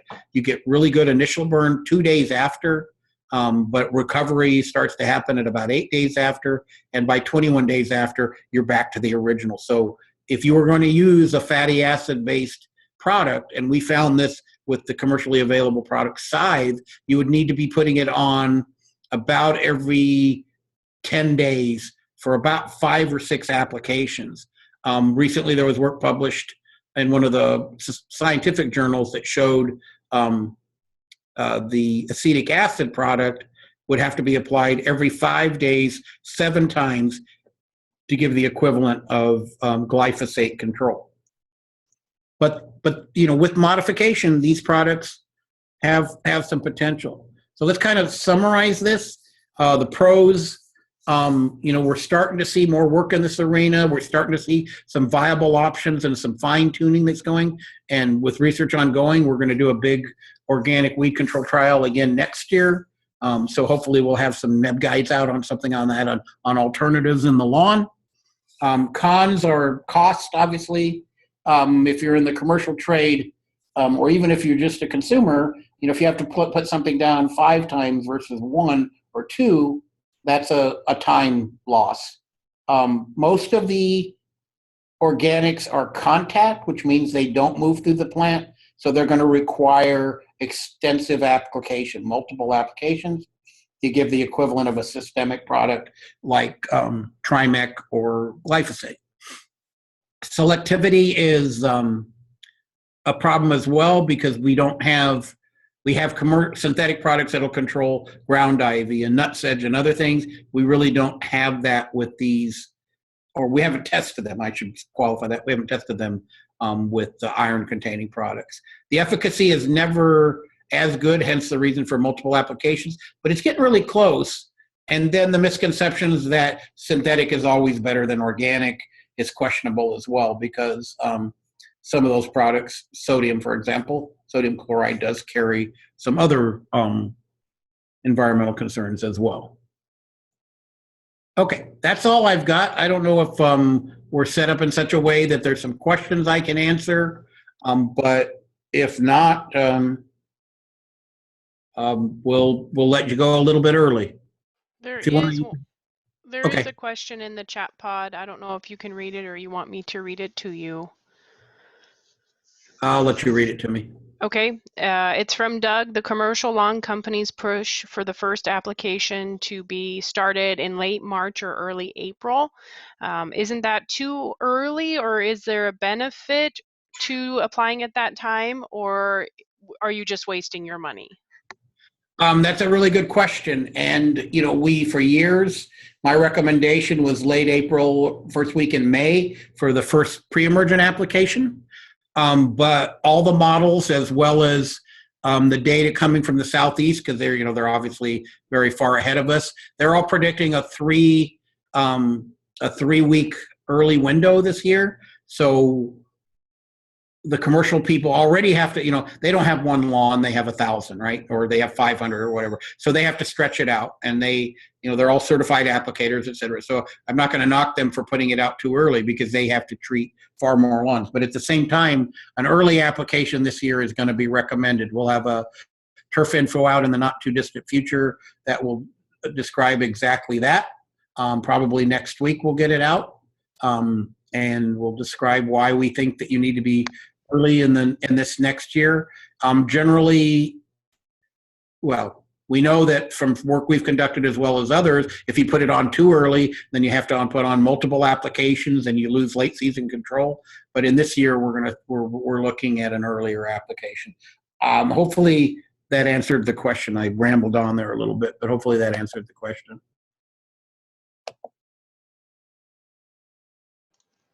If anybody else has any questions, you can unmute your mic by clicking on the microphone button and removing that red slash through there, or you can type your questions into the chat pod.